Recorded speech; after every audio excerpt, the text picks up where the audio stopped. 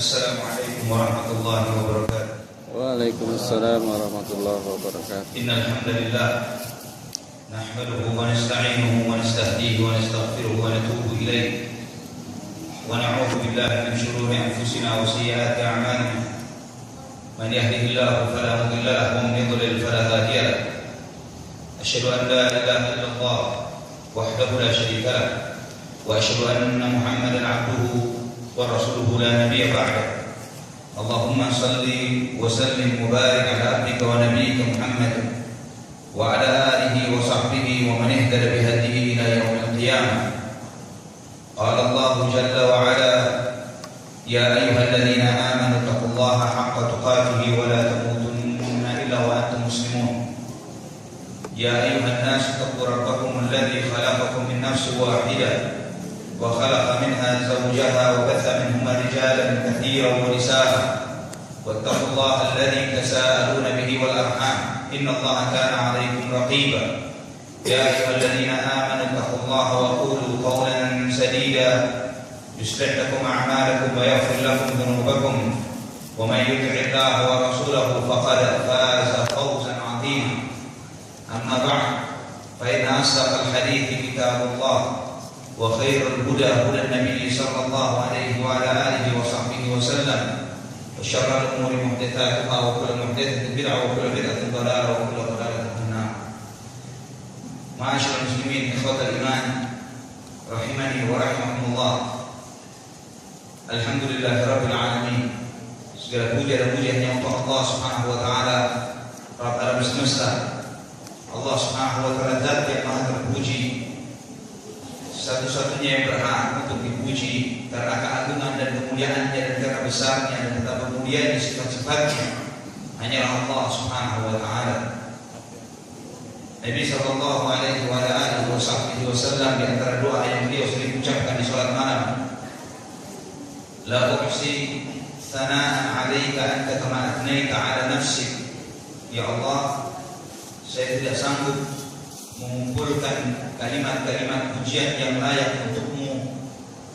Engkau lebih berhak untuk memuji Zat-Mu yang mulia, memuji dirimu yang mulia.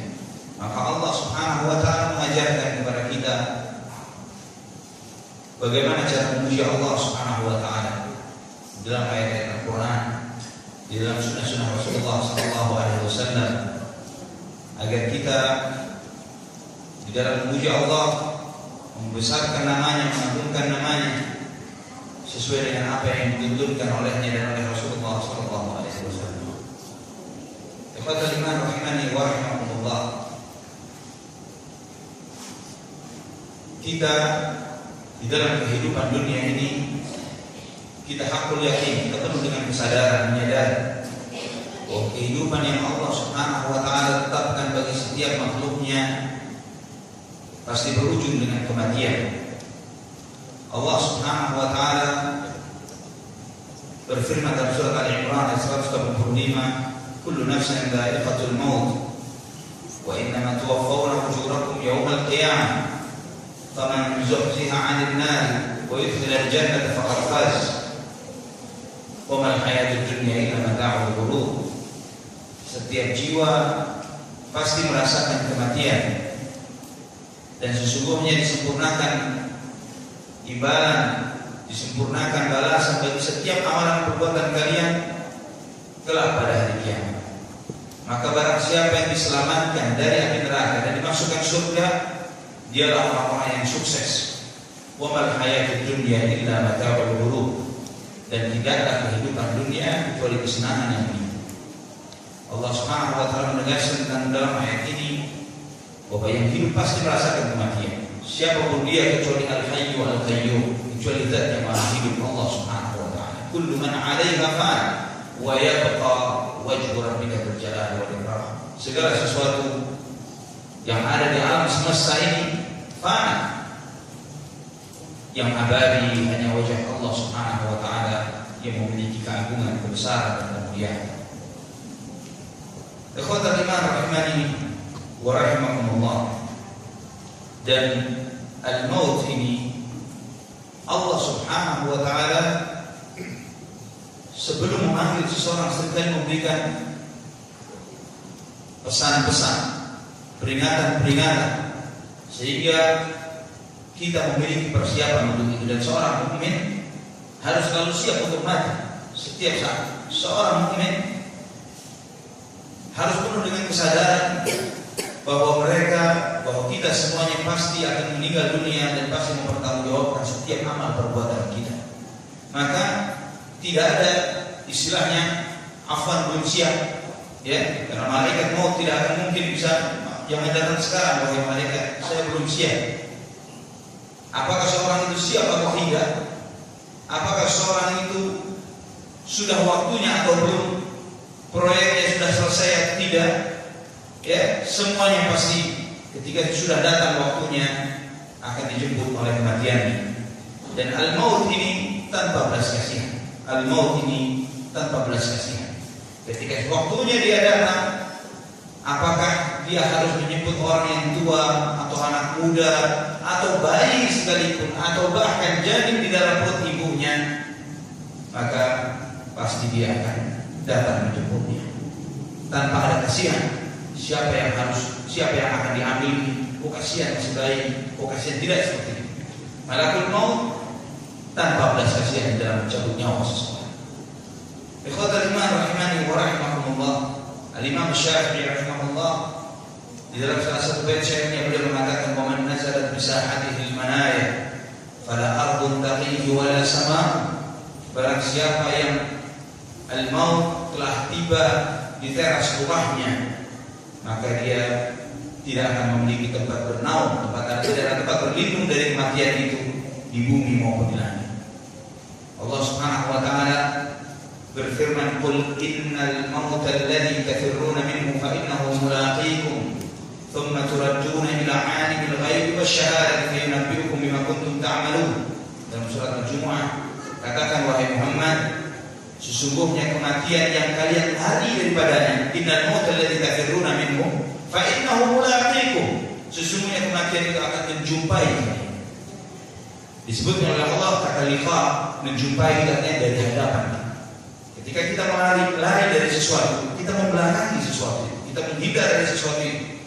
Jangan sampai kita dekat dengan sesuatu yang kita menghindar daripadanya. Dikejar anjing, tidak mungkin kita lari semakin mendekat kepada anjing itu, kita menjauh. Ya, kita semuanya lari dari kematian, nggak pengen cepat-cepat mati. Ya, dengan beragam cara menjaga kesehatan ini, itu dan lain sebagainya. Namun siapa yang tidak akan mengalami kematian? Boleh kita nutupin uban supaya tidak kelihatan putih misalnya. Kita nutupin keriput kita misalnya supaya tidak keriput. Namun apakah bisa menimbu usia? Apakah bisa mengurangi ajal seseorang? Disebutkan oleh Allah, fa innahu mulaqikum, bahwa kematian yang kita lari daripadanya itu akan menunggu kita di depan kita, menanti kita di depan kita. Thumma turadduna ila 'alimil ghaibi wasyahadah, kemudian kalian akan dikembalikan kepada Zat yang Maha mengetahui segala sesuatu yang gaib dan kelihatan. Wa yunabbi'ukum bima kuntum ta'malun, dan Allah memberitahukan kepada kalian apa yang telah kalian pernah lakukan ketika hidup di dunia. Maka di antara nasihat Imam Al-Hasan Al-Basri rahimahullah, beliau mengingatkan bahwa wahai anak Adam, ya anak Adam, innama anta ayyamun idza dhahaba yawmun dhahaba ba'du. Wahai anak Adam, sesungguhnya kalian ini adalah hitungan-hitungan hari, paket-paket usia. Jika lewat sebagian dari hari itu, lewatlah sebagian dari paket yang Anda miliki. Kita sebelum terlahir di muka bumi, Allah Subhanahu wa taala telah menetapkan bagi kita ajal. Si fulan usianya 30 tahun, si fulan 40 tahun, si fulan 50 tahun, 60 tahun. Telah ditentukan oleh Allah Subhanahu wa taala bagi masing-masing kita. Sejak terlahir dari perut ibu kita, hari demi hari kita menghabiskan paket yang telah Allah bagikan bagi kita. Lewat sehari berkurang sehari. Lewat sehari terus demikian.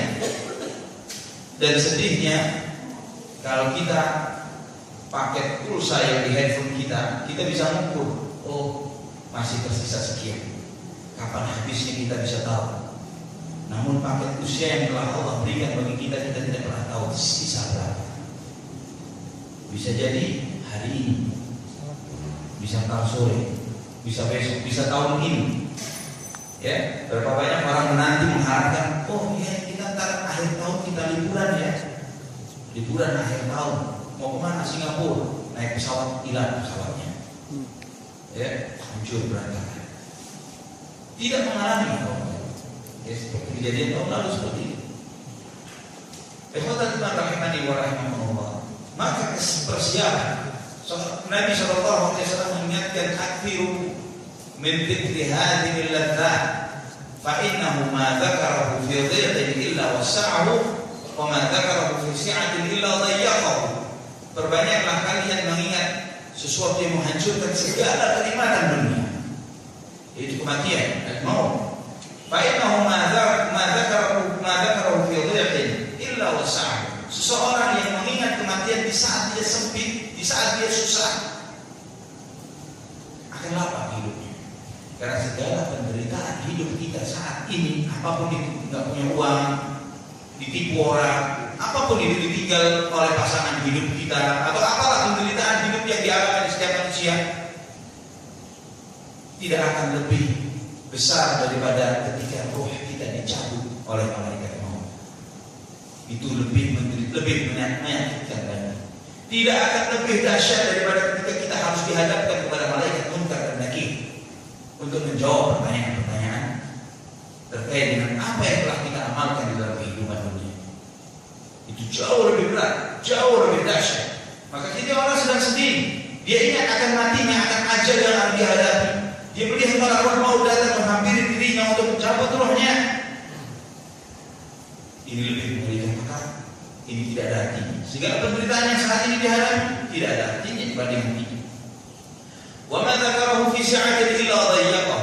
Dan tidaklah dia mengingat kematian di saat dia lapang, di saat di puncak kejayaannya, di puncak kesuksesannya, maka itu akan membuat dia tidak ujub, tidak terlalu bangga diri, tidak sombong, tidak berlebihan, tidak melampaui batas. Karena dia tahu jabatan sementara.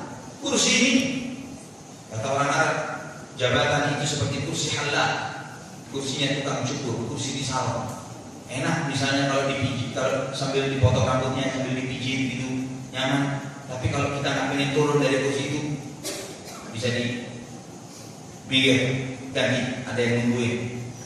Seperti itu kursi jabatan. Senyaman apapun, seperti kursi di salon, di tukang cukur.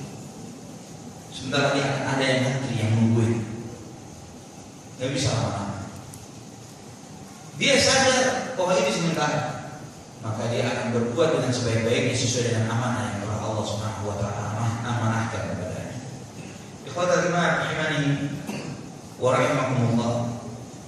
Dan sakaratul maut adalah sesuatu yang pasti. Dikatakan sakaratul maut karena sakitnya itu membuat hilang akal seseorang. Sakratul maut dari kata sakral. Sakral itu artinya mabuk. Ketika seorang mabuk, hilang akalnya. Ya, sakratul maut sakit yang menyebabkan hilang akal seseorang. Sakit yang luar biasa yang menyebabkan hilang akalnya seseorang.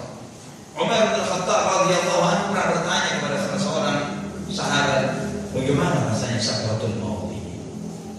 Beliau mengatakan, ya Amirul Mukminin, bagaimana jika ada sebuah pohon yang akarnya, dahannya, batangnya, dahannya semuanya berduri, dan itu semuanya masuk ke dalam seluruh sendi-sendi tubuh kita dan urat-urat saraf kita. Kemudian itu ditarik sekuat-kuatnya oleh orang yang sangat kuat. Apa yang akan kita rasakan? Sakit yang luar biasa. Saya sering memberikan perumpamaan tentang sakaratul maut, tentang roh yang dicabut ini. Ya, perumpamaan yang tidak sebanding sebetulnya, namun bisa dibayangkan. Jika ada di antara kita yang jangan sampai, ya, tapi bayangkan cabut gigi tanpa dibius. Ya, bayangkan saja sakitnya seperti apa. Nah, bayang. Di saat misalnya harus melakukan itu, dicabut gigi kita tanpa dibius, sakitnya akan membuat hilang akal kita. Di saat itu orang yang biasa mengumpat, itulah yang akan keluar umpatan-umpatan, cacian-cacian tanpa sadar. Namun orang biasa bertasbih, bertahmid, bertahlil, itu yang akan keluar dari lisannya. Apa yang memenuhi hatinya, itu yang akan keluar. Baru gigi. Sedangkan kita tahu gigi kita ini, ya kita berkenalan dengan gigi ini setelah kita keluar dari perut ibu kita. Selang beberapa bulan tumbuh gigi. Sedangkan roh ditanamkan ke dalam janin sang ibu ketika masih dalam perut ibu kita. Dan roh ini menyatu dengan seluruh sel tubuh kita ini. Kita tidak lebih adalah kumpulan darah, daging, tulang. Ya, bisa bertahan seperti ini, kelihatan bagus. Ya, tidak berbau busuk. Bedanya dengan daging yang kalau dipapar begitu saja, dibuka begitu saja, kita beli daging, kita taruh, berapa lama dia bisa bertahan? Enggak lama. Jasad ini bisa bertahan karena ada roh di dalam. Ketika jasad ini, roh itu keluar, keluarga kita tidak akan mau lama-lama mendiamkan. Walaupun ayah yang paling dicintai, suami yang paling dicintai, istri yang paling dicintai, jangan lama-lama. Misalnya, tapi tidak ada. Misalnya ada anjuran, barang siapa yang mendiamkan jasad keluarganya yang meninggal dunia seminggu, dia akan mendapatkan pahala ini, itu dan lain sebagainya. Andai kata ada, insya Allah keluarga kita yang paling khianat terhadap ayat atau hadis tersebut tidak akan mau lama-lama mendiamkan jasad orang yang paling dicintainya lama-lama di rumah. Cepat-cepat begini. Karena tidak lama lagi akan keluar bau busuk dari jasad kita ini, dari seonggok daging yang sudah saatnya ditanam. Ikhwatul iman rahimani wa rahimakumullah. Kita Ahlus Sunnah wal Jamaah memiliki keyakinan di antara akidah Ahlus Sunnah wal Jamaah yang disampaikan para a'immatus salaf adalah meyakini adanya nikmat dan azab kubur. Adanya nikmat dan azab kubur yang insyaallah pada kesempatan ini kita akan membaca satu persatu hadis-hadis yang tidak mungkin kita membaca secara keseluruhannya, namun satu persatu hadis hadis tentang hal ini, ayat Al-Quran tentang hal ini yang disampaikan oleh para ulama rahimahullah. Ikhwatul iman rahimani wa rahimakumullah. Seorang hamba yang beriman kepada Allah Subhanahu wa taala, seorang waliullah, di akhir hayatnya dia mendapatkan kabar gembira, mendapatkan bisyarah bahwa dia akan merasakan penderitaan terakhir di sakaratul mautnya. Karena sakaratul maut sesuatu yang pasti, sesuatu yang wajib dirasakan. Sakit di kematian ini sesuatu yang harus dirasakan oleh setiap yang hidup. Berbeda antara yang satu dengan yang lainnya. Dalam hadis yang sahih yang diriwayatkan oleh Imam Bukhari, yang dikenal dengan hadis wali, Nabi SAW menyampaikan sebuah hadis qudsi dari Allah Subhanahu wa taala. Allah Subhanahu wa taala berfirman, "Man 'ada li waliyan faqad adzantuhu bil harb." Barang siapa yang menyakiti waliku, maka aku akan umumkan perang dengannya. "Wa ma taqarraba ilayya 'abdi bi syai'in ahabba ilayya mimma faradtuhu 'alaihi." Dan tidaklah hamba-Ku mendekatkan diri kepadaku dengan sesuatu yang lebih aku cintai melebihi apa yang telah aku wajibkan kepadanya. Jadi mendekatkan diri kepada Allah, tidak ada cara tercepat, terdekat yang lebih mendekatkan diri kita kepada Allah melebihi ketika kita melakukan apa yang Allah wajibkan kepada kita, menjalankan yang wajib. Kenapa suatu amalan diwajibkan oleh Allah? Karena Allah sangat mencintai amalan tersebut. Jadi adalah aneh jika seorang menjaga sholat duhanya, menjaga sedekahnya, menjaga sholat tahajudnya, namun nggak sholat wajib, nggak ngeluarin zakat, puasa Daud, namun Ramadan libur. Subhanallah. Ini semakin jauh dari Allah Subhanahu wa taala. Jika kita ingin dekat dengan Allah, perbaiki yang wajib dulu. Perbaiki ibadah-ibadah wajib kita. Bukan hanya sekedar ibadah seperti sholat, puasa, zakat, haji, namun juga kewajiban yang lain seperti birrul walidain. Ini suatu kewajiban berbakti kepada kedua orang tua. Seperti menafkahi keluarga, ini suatu kewajiban yang Allah bebankan. Taat kepada suami, ini suatu kewajiban. Itu yang kita perbaiki terlebih dahulu sebelum memikirkan ibadah-ibadah sunnah yang lain. Wa ma yazalu 'abdi yataqarrabu ilayya bin nawafil hatta uhibbahu. Dan ketika hamba mendekatkan diri kepadaku dengan ibadah-ibadah sunnah, maka aku pun mencintainya. Fa idza ahbabtuhu, maka ketika aku mencintainya, kuntu sam'ahu alladhi yasma'u biha, wa basarahu alladhi yabsiru biha, wa rijlahu alladhi wa yadahu alladhi yabtishu biha, wa rijlahu alladhi yamshi bihi. Maka aku akan menjadi pendengarannya yang dengannya dia mendengar, penglihatannya yang dengannya dia melihat, tangannya dengannya dia mencengkram, kakinya dengan dia melangkah. Fa idza sa'alani la'utiyanahu wa idza sa'adani la'uidanahu. Jika dia meminta kepadaku, pasti aku akan memberi. Dan jika dia berlindung kepadaku dari sesuatu, maka aku pasti akan melindunginya. Allah berfirman di akhir hadis ini, wa ma taraddadtu 'an syai'in ana fa'iluhu taraddudi an nafsil mu'min. Tidak pernah aku bimbang di dalam melakukan sesuatu yang aku sendiri melakukannya.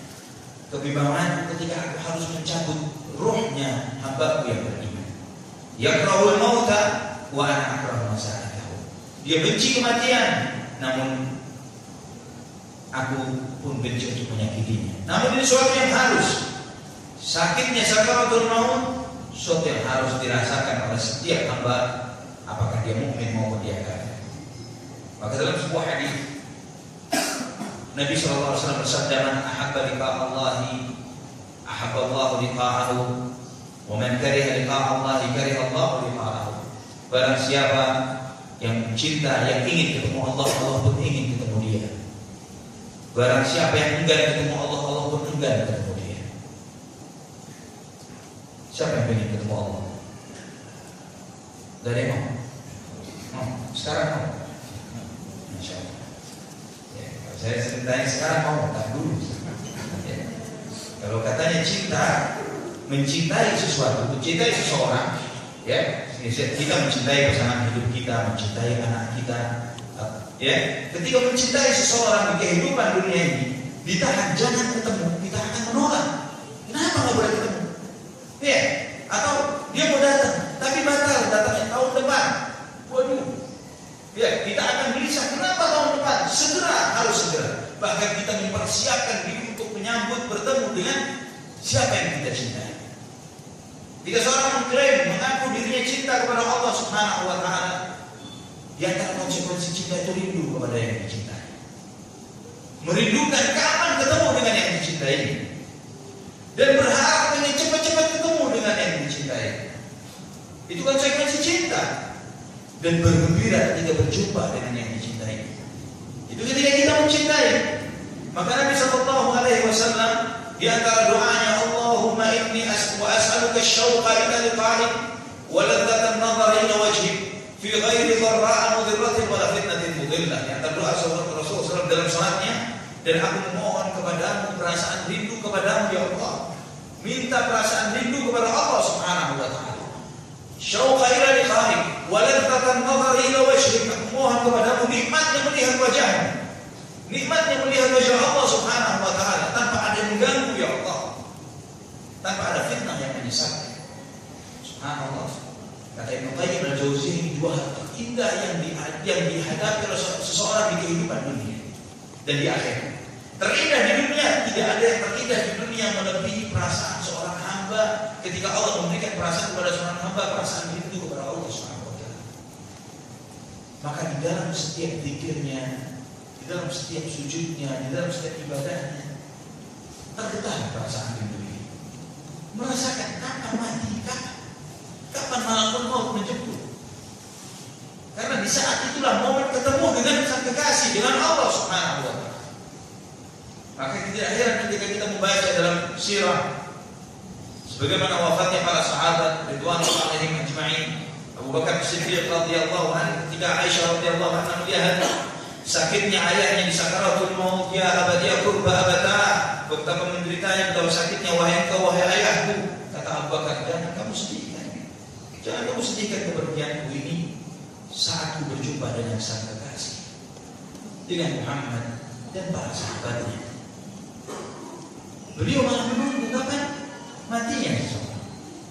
Maka Aisyah ketika mendengar sabda Nabi, setiap orang siapa yang ingin berjumpa Allah, Allah pun ingin berjumpa dengan dirinya. Siapa yang benci berjumpa Allah pun enggan untuk berjumpa dengannya.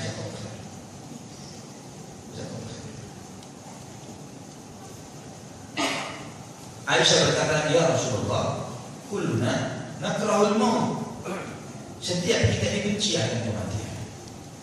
Kata Nabi Sallallahu Alaihi Wasallam, bukan itu maksudnya.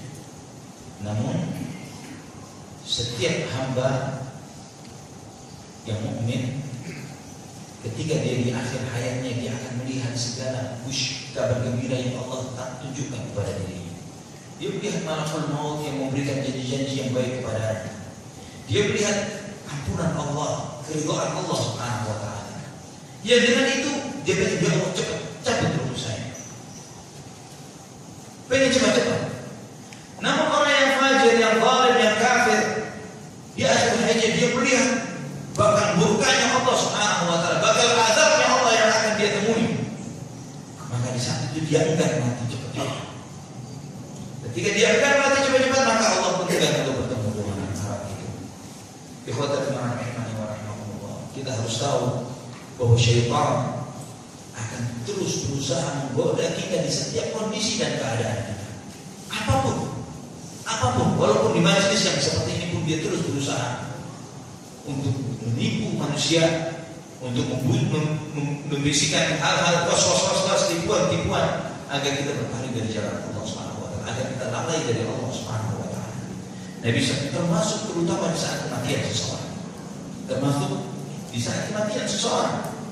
Sehingga syaitan, iblis ini mengatakan kepada bala tentaranya, hari ini adalah hari terakhir.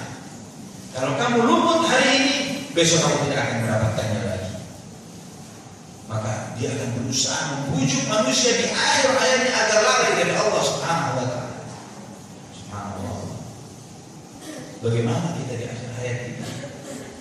Kalau hati ini sudah tertutup dengan dosa dan maksiat, hati ini sudah tertutup dari ketaatan kepada Allah Subhanahu wa taala, dengan dosa dan maksiat tertutup dari ketaatan kepada Allah Subhanahu wa taala, ditambah lagi bisikan dan godaan syaitan. Diriwayatkan beberapa kitab menyebutkan tentang bagaimana anaknya Imam Ahmad bin Hanbal rahimahullah, ketika anaknya ingin mentalqini ayahnya, mentalqini Imam Ahmad di akhir hayatnya, dia katakan la ilaha illallah, la ilaha illallah, akan memudahkan mengucapkan kalimat la ilaha illallah. Namun Imam Ahmad mengatakan menjauhkan. Anaknya terkejut, diajari la ilaha illallah malah disuruh menjauh. Gak lama ayahnya sadar, mengatakan, ya wahai anak, bukan kepadamu aku berkata, menjauh. Aku berkata kepada syaitan yang datang kepadaku dengan menggigil dan menggigit jari jemarinya. Syaitan ini mengatakan "Futtani ya Imam Ahmad, kamu selamat dari godaan wahai Imam Ahmad, kamu selamat dari godaan ingin menipu Imam Ahmad di akhir hayatnya." Karena ketika seorang masuk wahai Imam, pantas kalau saya selamat dari godaan syaitan, ya, tertipu, merasa kagum dengan amalnya, dengan ilmunya, maka termakan dengan godaan syaitan. Maka ketika Imam Ahmad belum, selama roh saya masih nempel di jasad, saya belum selamat dari godaan. Menjauh kamu dari itu. Ikhwatal iman rahimani wa rahimakumullah. Nabi sallallahu alaihi wasallam bersabda, "Inna syaitana yahduru ahadakum 'inda kulli syai'in min sya'nih." Sesungguhnya setan itu selalu ada di dalam setiap kondisi kalian. Dalam hadits sahih dari Imam Muslim. Hatta yahduru 'inda ta'amih. Bahkan ketika kita makan pun setan juga hadir. Kata Nabi sallallahu alaihi wasallam, "Fa idza saqatat min ahadikum al-luqmah," maka di antara nasihat Nabi sallallahu alaihi wasallam, jika kalian makan kemudian ada yang terjatuh, fal yumit maka biha min hadza, maka makanan yang terjatuh itu dipungut, dibersihkan. Tsumma yakulha, dan hendaklah dia makan. Setelah Jatuh itu dibersihkan, dimakan. Wala yada'ha lisyaitan, jangan ditinggalkan untuk setan, kata Nabi sallallahu alaihi wasallam. Fa idza farigha falyalqa asabi'ahu. Selesai makan, bersihkan. Kalau makan pakai jari, bersihkan. Termasuk di piring, bersihkan. Jangan disisakan, kata Nabi sallallahu alaihi wasallam. Fa innahu la yadri fi ayyi ta'amihi takunul barakah. Karena dia tidak mengetahui di mana Allah Subhanahu wa taala memberikan keberkahan dari makanannya. Allah anugerahkan kepadanya itu. Ini sunnah Nabi SAW. Namun kalau caranya orang barat, makan jangan dihabiskan. Ya, caranya orang kafir, minum jangan dihabiskan, sisakan. Sisakan untuk siapa? Untuk syaitan. Kata Nabi SAW, yang tersisa dari makanan yang kita tinggalkan itu untuk syaitan, kata Nabi SAW. Kepada imani wa rahimahumullah. Di saat sakaratul maut, orang-orang kafir itu mengharapkan untuk pengen balik ke dunia, ingin kembali ke dunia. Kenapa? Di dalam surat Al-Mu'minun ayat 99 dan 100 Allah Subhanahu wa taala berfirman, hatta idza jaa ahadahumul maut qala rabbi irji'un la'alli a'malu salihan fima tarak kalla innaha kalimatun huwa qailuha wa min waraihim barzakhun ila yaumi yub'atsun. Sehingga jika tiba kepada salah seorang di antara mereka kematian, maka dia akan mengatakan, wahai Allah, wahai Tuhanku, izinkan aku kembali, pengen balik ke dunia. Untuk apa? Apakah untuk, ya Allah, karena kemarin ada baru peresmian mall baru, belum sempat berkunjung ke mall itu misalnya, atau tempat wisata tertentu, atau menu restoran baru yang belum saya coba. La'alli a'malu salihan fima taraktu, izinkan aku kembali di dunia ini agar aku beramal saleh yang belum sempat aku lakukan ketika hidup di dunia. Minta izin kepada Allah untuk kembali agar bisa beramal saleh. Kalla innaha kalimatun huwa qailuha. Tidak mungkin itu terjadi, itu hanyalah perkataan yang dia mengucapkannya. Wa min waraihim barzakhun ila yaumi yub'atsun, dan di balik mereka, di belakang mereka ada barzakh sampai hari mereka dibangkitkan. Hamba yang beriman ketika sakaratul maut dimudahkan oleh Allah Subhanahu wa taala. Disebutkan oleh Nabi sallallahu alaihi wasallam, dan saya bacakan hadisnya, seperti seseorang menuang air dari dia. Begitu mudah ya. Dan kemudian disediakan oleh malakul maut kain kafan dari surga, wewangian dari surga, dan ruh itu ditaruh di kain kafan dan diberikan wewangian itu, sehingga menimbulkan semerbak bau yang sangat harum yang dicium oleh seluruh malaikat yang ada di sekitarnya. Sebaliknya orang kafir, rohnya ini mengeluarkan bau busuk yang paling ada di muka bumi. Dan orang mukmin keluar rohnya dari tubuhnya dalam keadaan bertahmid, alhamdulillah. Nabi sallallahu alaihi wasallam bersabda dalam hadis riwayat Imam Abdullah bin Abbas radhiyallahu anhu, Nabi sallallahu alaihi wasallam bersabda, innal mu'min bi kulli khair ala kulli hal. Sesungguhnya orang beriman selalu baik dalam setiap keadaannya, kata Nabi sallallahu alaihi wasallam. Inna nafsahu takhruju min baini janbayhi wa huwa yahmadullaha azza wa jalla. Sesungguhnya rohnya itu keluar dari dirinya dalam keadaan dia memuji Allah Subhanahu wa taala, mengucapkan alhamdulillah. Hadis ini diriwayatkan oleh Imam Ahmad dan disahihkan oleh Syekh Al-Albani rahimahullah dalam silsilah as-sahihah. Dan roh ini ketika keluar diikuti oleh pandangan mata.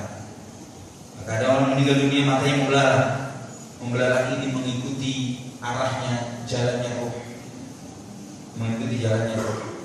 Maka Al-Imam Muhammad sallallahu alaihi wasallam rahimahullah, beliau menyebutkan bahwa di antara ciptaan Allah yang bisa dilihat, yang kasat mata, namun kita tidak mengetahui hakikatnya adalah roh. Ya, roh ini kita tidak pernah mengetahui hakikatnya.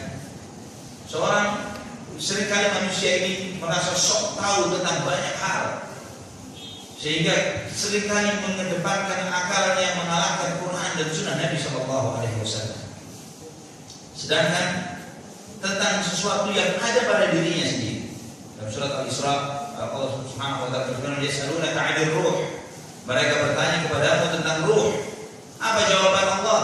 Qulir ruhu min amri rabbi wa ma utitu min al-ilmi illa qalila. Katakan wahai Muhammad, ruh itu urusan Tuhanku. Ruh itu urusan Tuhanku. Tidak dijawab oleh Allah. Tidak dijawab. Wa ma utitu min al-ilmi illa qalila. Dan kalian tidak diberi ilmu kecuali sedikit. Ruh itu semua punya ruh. Ada di luar tubuhnya atau di dalam tubuh? Semua di dalam tubuh kita. Persis di dalam tubuh, tidak 1 senti di luar, tidak. Di dalam tubuh kita semuanya roh. Namun jika ditanya, siapa yang tahu seperti apa bentuknya? Bulat, persegi panjang. Di mana tempatnya? Di mana dia bertempat? Di kaki kita, di telinga kita, di jantung kita, di mata, di otak. Di mana roh itu? Apa warnanya? Tidak ada yang tahu. Sesuatu yang ada pada diri kita semuanya ini, namun kita tidak tahu apa. Tidak tahu apa. Tidak dijawab oleh Allah dan kita tidak tahu hakikatnya. Maka Allah menegaskan ilmu yang kalian punya sedikit. Jika sesuatu yang ada pada diri kita saja kita tidak tahu apa-apa, apalagi tentang surga, neraka, kuburan, tentang alam barzakh, apalagi tentang zat Allah Subhanahu wa taala. Mustahil kita bisa menjangkaunya dengan akal pikiran kita. Sedangkan roh itu sesuatu yang kasat mata kita bisa melihatnya. Nabi SAW bersabda dalam hadis yang diriwayatkan oleh Imam Muslim, "Inna ruha idza qubida tabi'ahu al-basar." Roh itu ketika dicabut akan diikuti oleh pandangan mata. Jadi setiap kita akan lihat roh kita masing-masing. Ya, sekali saja kesempatannya, enggak bisa diulang. Khawatir iman rahimani wa rahimakumullah. Orang mukmin rohnya akan dibawa naik ke langit. Setiap melewati pintu langit akan dibuka pintu langit itu. Dan orang kafir tidak akan dibukakan pintu langit dan dibuang rohnya ke bumi, dikembalikan di jasadnya. Orang mukmin rohnya dicatat di satu kitab namanya Illiyyin. Ya, di dalam surat Al-Mutaffifin, "Wa ma adraka ma 'illiyyun, kitabun marqum yashhaduhu al-muqarrabun." Tahukah kamu apakah itu 'Illiyyin? Adalah satu kitab yang ada nomornya. Kitab marqum. Artinya tempatnya ada di sisi arsy Allah Subhanahu wa taala. Di situ daftar nama calon-calon menuju surga. Semoga Allah Taala menempatkan kita semua di dalam kitab ini. Amin ya rabbal alamin. Yang disaksikan oleh para malaikat al-muqarrabun. Allah perintahkan catat namanya di Illiyyin. Kemudian dikembalikan rohnya ke dalam jasadnya. Adapun rohnya orang kafir, setelah dibuang rohnya, namanya dicatat dalam Sijjin. Juga dalam Al-Mutaffifin juga disebutkan bahwa adraka Sijjin, kitabun marqum, wa ilu yawma idzin lil mukatsibin. Sijjin dari kata sijin. Sijin itu artinya penjara, dalam bahasa Arab penjara. Bagaimana mereka ditaruh penjara di tempat yang sempit, yang gelap dan rendah di bawah. Illiyyin dari kata ulum, artinya tinggi, luas, bercahaya, dekat dengan arsy Allah Subhanahu wa taala. Dan orang mukmin itu menyadari keberadaan kerabatnya yang mengantarkan dirinya di kuburan. Tahu dia ketika rohnya disambut, dibalikkan ke jasadnya ini untuk menjawab pertanyaan munkar dan nakir. Dia sadar, orang beriman menyadari hal ini. Maka di antara pesan sebagian sahabat ketika menjelang meninggal dunia, di antaranya Amr bin Al-As radhiyallahu anhu, beliau mengatakan, "Idza dafantum," dalam sebuah riwayat yang diriwayatkan oleh Imam Muslim dalam sahihnya, "Idza dafantumuni fashaddu turaba ala qabri." Jika kalian memakamkan diriku, maka taburkanlah tanah di atasku. Tsumma aqimu hawla qabri qadra ma tunharu juzurun wa yusabu lahmuha. Dan jangan kalian cepat-cepat pulang. Tunggu sejenak, sekedar atau selama seperti seseorang menyembelih hewan, yang menyembelih kambing dan dibagikan dagingnya, kurang lebih setengah jam atau 45 menitan. Wa anzura hatta astanisa bikum wa anzur madza uraji'u bihi rusul rabbi, sehingga aku merasa tentram dengan keberadaan kalian dan aku bisa menjawab pertanyaan-pertanyaan dari malaikat munkar dan nakir. Ikhwatal iman rahimani wa rahimakumullah. Dan seseorang itu ketika baru pertama kali dimasukkan ke kuburnya, kuburan ini akan menghimpit kita, akan menghimpit kita. Siapa dia? Siapapun akan menghimpit. Mau dia mukmin, mau dia kafir, mau dia tua, mau dia muda, mau anak kecil pun akan mengalami yang sama. Nabi SAW bersabda dalam hadis yang diriwayatkan oleh Imam At-Tahawi dan disebut Imam Ahmad dan yang lainnya, disebut oleh Syekh Al-Albani dalam silsilah as-sahihah, inna lil qabri la darqatan falau naja aw salima minha ahadun lanaja Sa'ad bin Mu'adz. Sesungguhnya kubur ini ada himpitannya, akan menghimpit seseorang. Jika ada yang selamat dari himpitan ini, maka Sa'ad bin Mu'adz akan selamat, kata Nabi SAW. Dalam hadis yang lain yang diriwayatkan oleh Imam At-Tabrani dan juga disahkan Syekh Al-Albani rahimahullah, beliau Nabi SAW bersabda, "Lau aflata ahadun min dhammatil qabr la aflata hadha as-sabi." Itu Nabi ketika itu memakamkan salah seorang anak kecil yang meninggal di masanya. Nabi SAW bersabda, sesungguhnya kubur ini ada himpitannya. Jika ada yang selamat dari himpitan kubur itu, maka anak kecil ini akan selamat dari himpitan. Ternyata dia juga dihimpit, kata Nabi SAW. Sa'ad bin Mu'adz pun dihimpit. Siapa Sa'ad bin Mu'adz? Sa'ad bin Mu'adz adalah seorang sahabat yang mulia, sahabat yang mulia. Al-Imam Ibnu Qayyim Al-Jauziyah rahimahullah menyebutkan tentang martabatnya, kedudukan Sa'ad bin Mu'adz. Kita tahu sahabat ini ada dua golongan, Muhajirin dan Ansar. Muhajirin yang berasal dari kota Mekah, Ansar yang dari Madinah. Siapa the bestnya Muhajirin? Yang terbaik dari kalangan Muhajirin siapa? Abu Bakar. Abu Bakar As-Siddiq radhiyallahu. Terbaiknya Abu Bakar As-Siddiq radhiyallahu. Dari Ansar terbaiknya adalah Sa'ad bin Mu'adz. Jadi kata Ibnu Qayyim, kalau di kalangan Muhajirin ada Abu Bakar As-Siddiq, maka dari kalangan Ansar Abu Bakarnya adalah Sa'ad bin Mu'adz. Terbaiknya sahabat Ansar. Beliau wafat kurang lebih usianya 36 tahun. Sa'ad bin Mu'adz sebagai salah seorang syahid di jalan Allah Subhanahu wa taala dalam perang Ahzab. Beliau adalah seorang yang Islamnya menyebabkan Islamnya hampir seluruh kota Madinah. Sa'ad bin Mu'adz, salah seorang sahabat yang mulia, seorang waliullah. Fisiknya Sa'ad bin Mu'adz tinggi besar. Kalau naik kuda kakinya masih ditahan. Ada yang seperti itu di sini, besar, tinggi besar badannya. Sa'ad bin Mu'adz radhiyallahu anhu itu normalnya kalau pakai baju perang, suara gemerincing baju perang ini membuat orang kering. Masya Allah, sampai sekali waktu Aisyah radhiyallahu anha pernah mendengar suaranya Sa'ad bin Mu'adz sembunyi. Ya, ada suara Sa'ad bin Mu'adz dan Umar bin Khattab lagi jalan, dia dengar suaranya sembunyi. Umar tahu, kenapa kamu sini pulang? Waktu itu perang Ahzab. Ketika umat Islam dikepung oleh kabilah-kabilah Quraisy, dan kabilah-kabilah Arab. Ada satu suku preman, Ghatfan namanya. Itu 60.000 pasukan telah disiapkan untuk mengepung kaum muslimin. Di saat itu juga Quraisy dan suku-suku Arab yang lainnya, termasuk Yahudi Madinah, berkhianat dengan perjanjian mereka dengan Rasulullah SAW. Dan itu kebiasaan Yahudi dari dahulu sampai akhir zaman. Berkhianat dengan perjanjian mereka dengan Rasulullah SAW, mereka bergabung dengan pasukannya kaum Quraisy untuk mengepung kaum muslimin dan merencanakan untuk menghabisi umat Islam pada masa itu. Maka Nabi SAW di antara ada saran dari Salman Al-Farisi radhiyallahu anhu untuk menggali parit di sekitar Madinah untuk bertahan. Tidak cukup pasukannya untuk menghadapi mereka yang besar ini.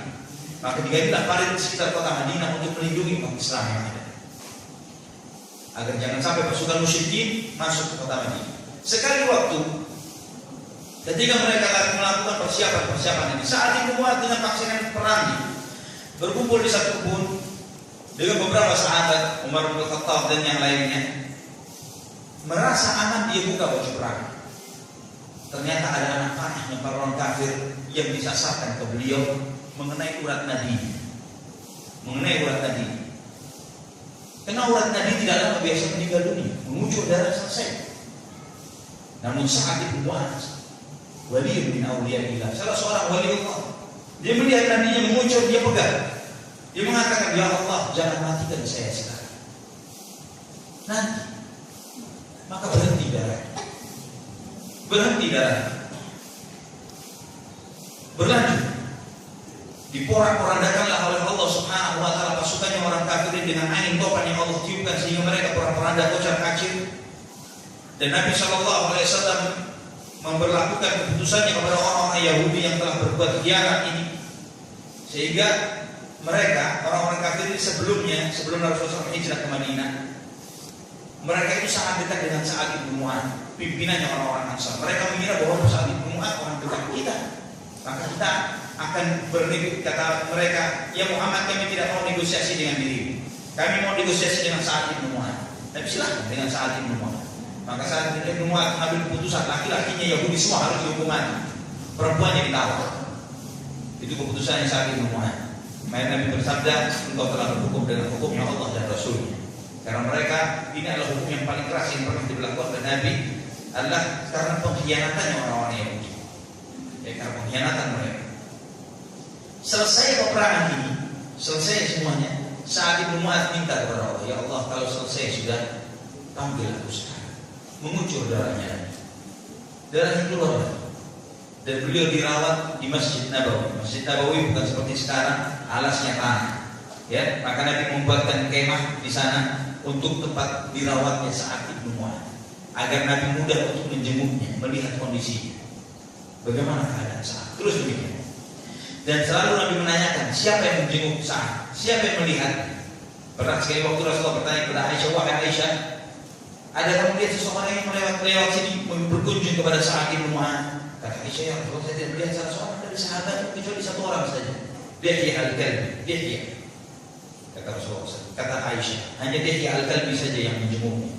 Kata Rasulullah, itu bukan Dihya, itu Jibril alaihissalam. Sakitnya pun malaikat yang berkunjung, yang menjenguk.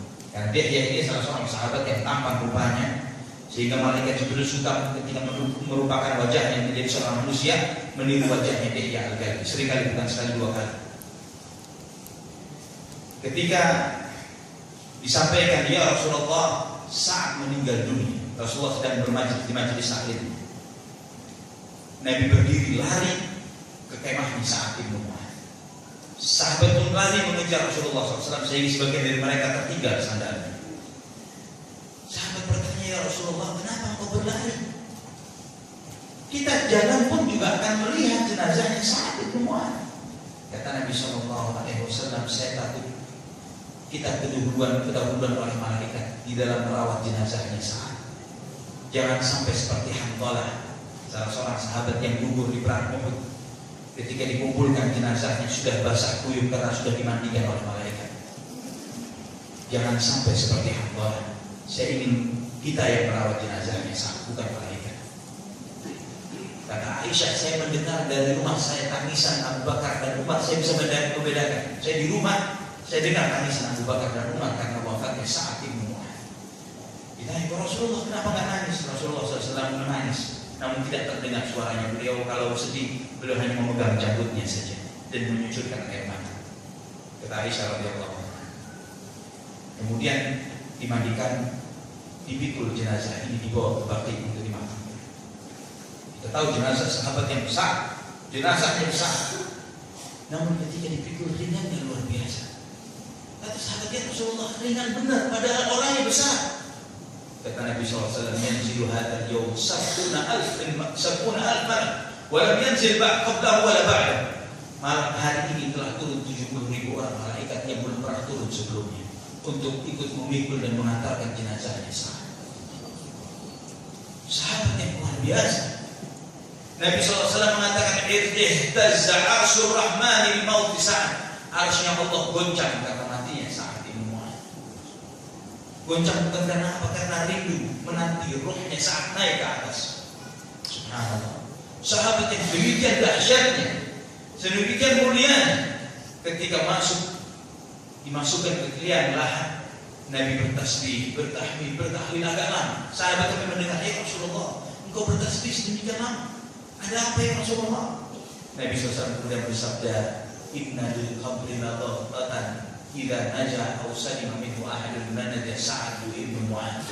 Sesungguhnya kubur ini ada himpitannya. Jika ada seseorang yang selamat dari himpitan itu, Sa'ad bin Mu'adz pasti selamat. Namun ternyata dia tidak selamat, kena himpit juga. Subhanallah.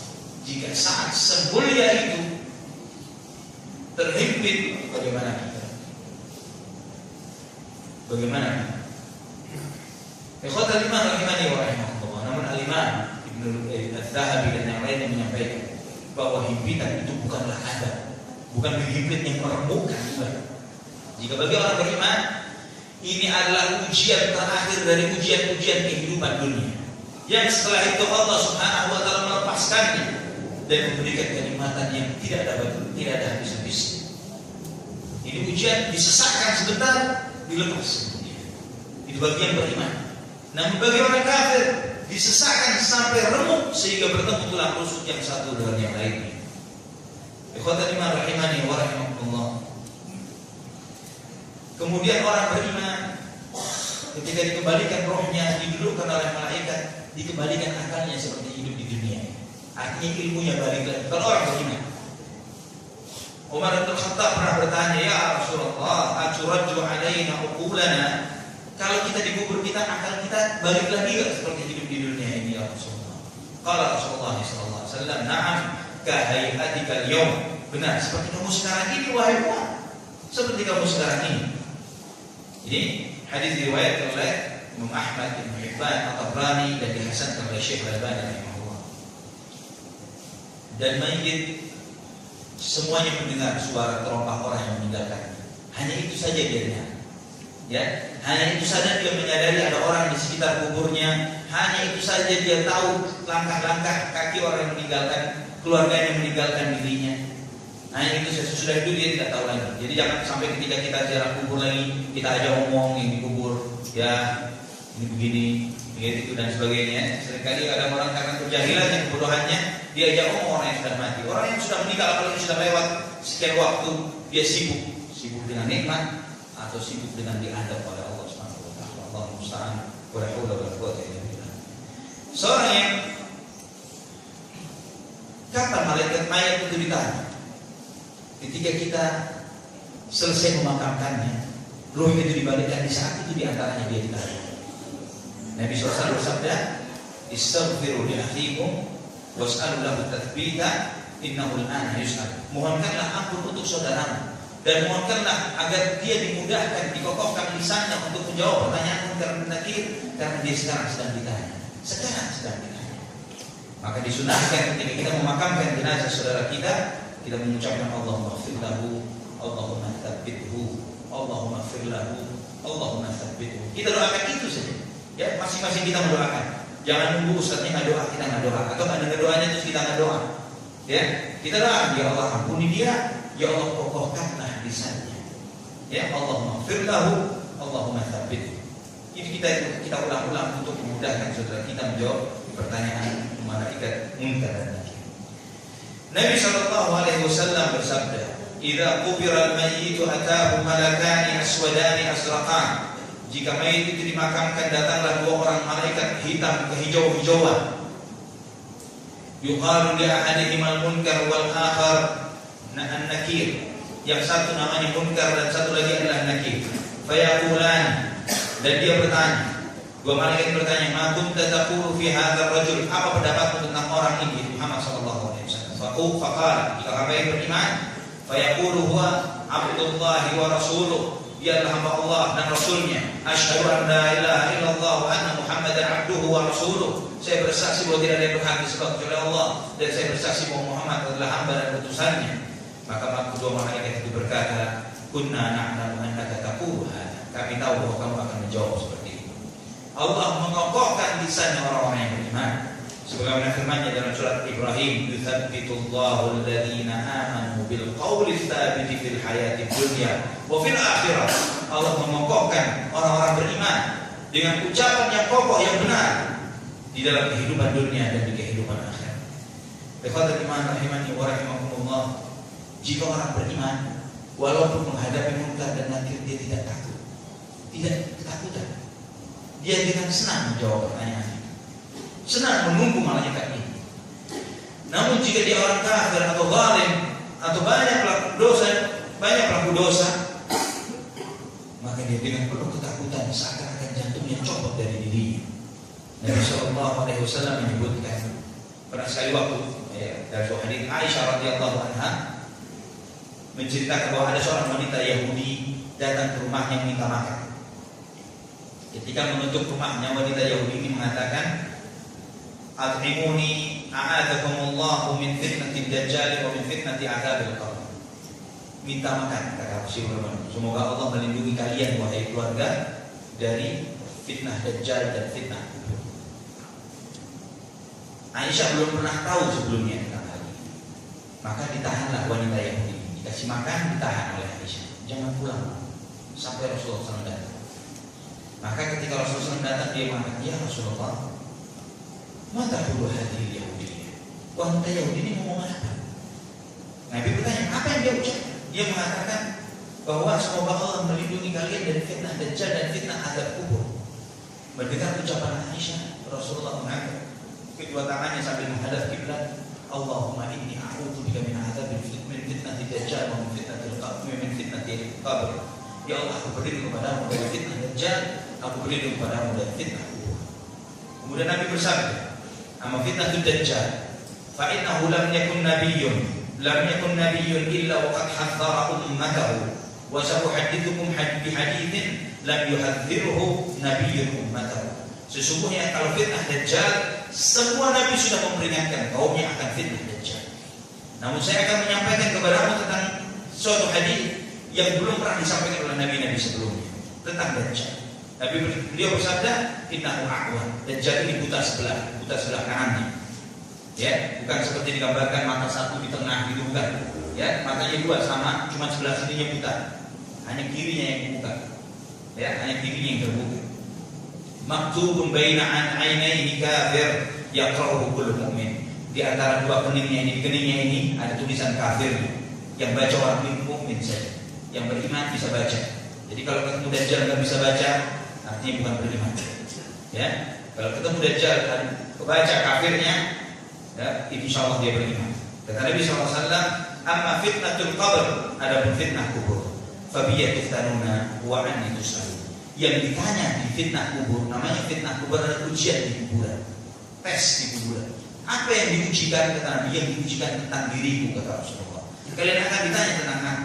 Fa idza kana rajulun saleh, jika dia orang hamba yang saleh, maka dia didudukkan di kuburnya dan tidak ada rasa takut baginya. Kemudian ditanya, "Bagaimana dulu ketika kamu hidup di dunia?" Maka dia akan mengatakan, "Saya sebagai seorang muslim, anak saya seorang muslim." Kemudian ditanya lagi, "Bagaimana imanmu kepada Rasulullah SAW?" Maka orang mukmin akan menjawab, "Muhammad Rasulullah ja'ana bil bayyinati min indillahi fasaddaqna." Muhammad adalah utusan Allah. Beliau datang dan membawa kebenaran dan kami membenarkan dan aku membenarkannya. Maka dibukakanlah satu lubang neraka, kata Rasulullah. Dia melihat di dalam neraka itu satu sama lain apinya memakan satu dengan yang lain. Maka malaikat mengatakan, "Lihat tempat itu. Allah sudah melindungi dirimu dari tempat tersebut." Kemudian dibukakan pintu surga. Dia melihat keindahannya, keteduhan surga dan segala kenikmatan di dalam surga. Maka ditujukan itu rumah, itu tempat tinggal. Malaikat mengatakan, "Alal yaqini kunta wa alaihi mitta wa alaihi tum'atu insyaallah." Dulu ketika kamu di dunia kamu dalam keadaan yakin, kamu meninggal dalam keadaan yakin, dan nanti kamu akan dibangkitkan pula demikian.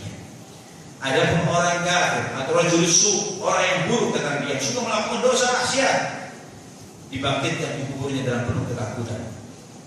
Kemudian ditanya, "Bagaimana kamu dulu ketika beriman, ketika hidup di dunia?" Orang itu mengatakan, saya dulu orang mengucapkan begini, saya mengikutinya saja, ikut-ikutan. Maka dibukakan pintu surga, ditunjukkan kepadanya kenikmatan surga. Dia melihat segala kenikmatan itu, dan kemudian malaikat berkata, lihatlah apa yang telah dipalingkan dari dirimu, dan dibukakanlah pintu neraka. Maka dia melihat neraka itu sudah saling memakan satu dengan yang lainnya. Maka yang saya, ikhwatal iman rahimani wa rahimakumullah. Orang yang beriman, di samping dibukakan pintu surga baginya, dilapangkan kuburnya sejauh mata memandang.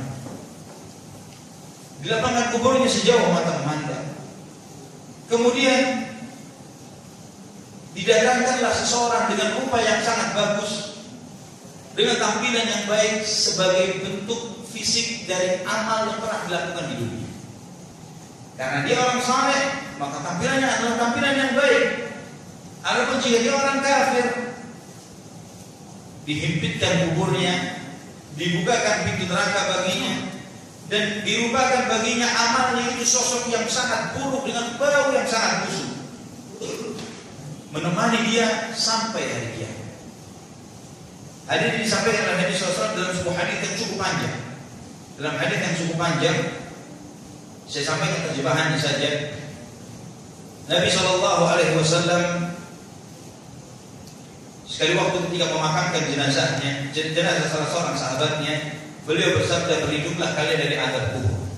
Kemudian beliau menyebutkan seorang hamba yang beriman di hari terakhirnya hidup di dunia, dan ketika dia menghadapkan diri yang menuju alam akhirat, datang kepadanya malaikat dengan wajah yang putih bersih, sinar yang sangat terang benderang seperti matahari. Ka'anna wujuhahum syams, wajahnya seperti matahari, kata Nabi SAW. Fa yajlisuna 'inda ra'sih, malaikat itu duduk di sisi kepalanya. Wa yajlisuna muddal basar, malaikat ini bukan satu, bukan dua, sejauh mata memandang. Inilah malaikat, bukan malaikat maut, bukan malaikat pencabut nyawa.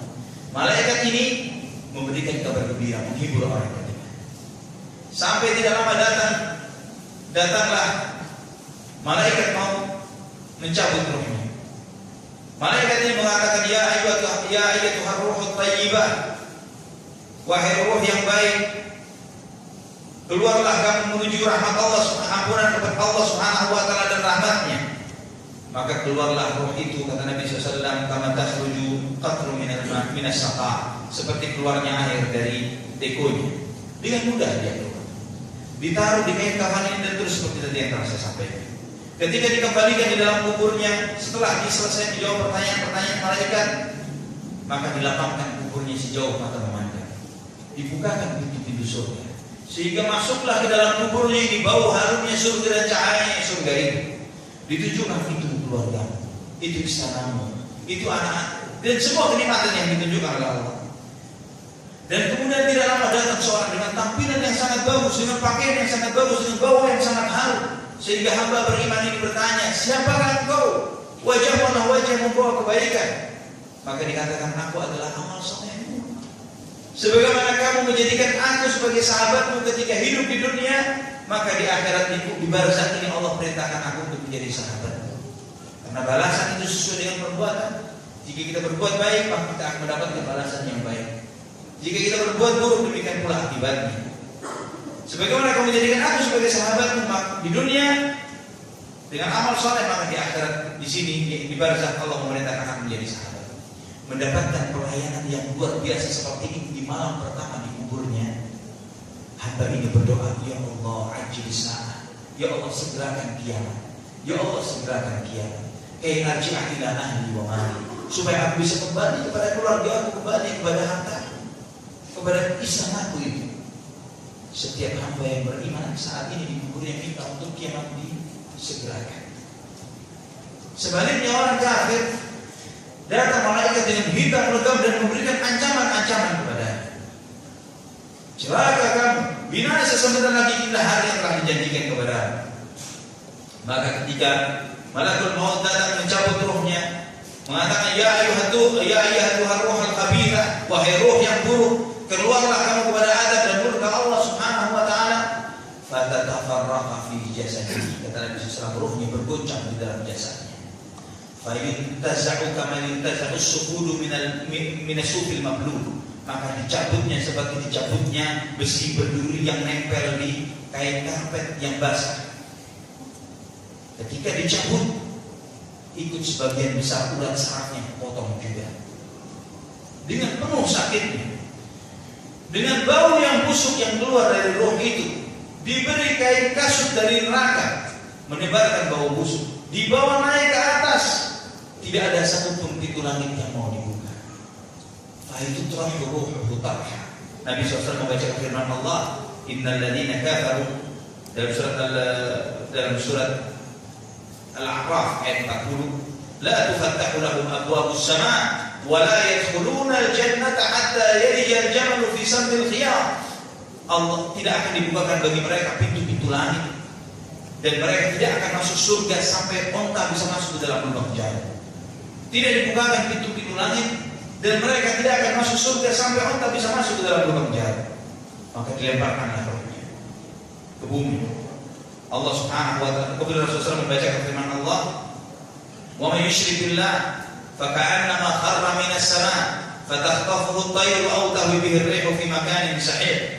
Wa barang siapa menyekutukan Allah, maka dia seperti orang yang jatuh dari langit sehingga disambar oleh burung atau ditiupkan oleh angin ke tempat yang jauh.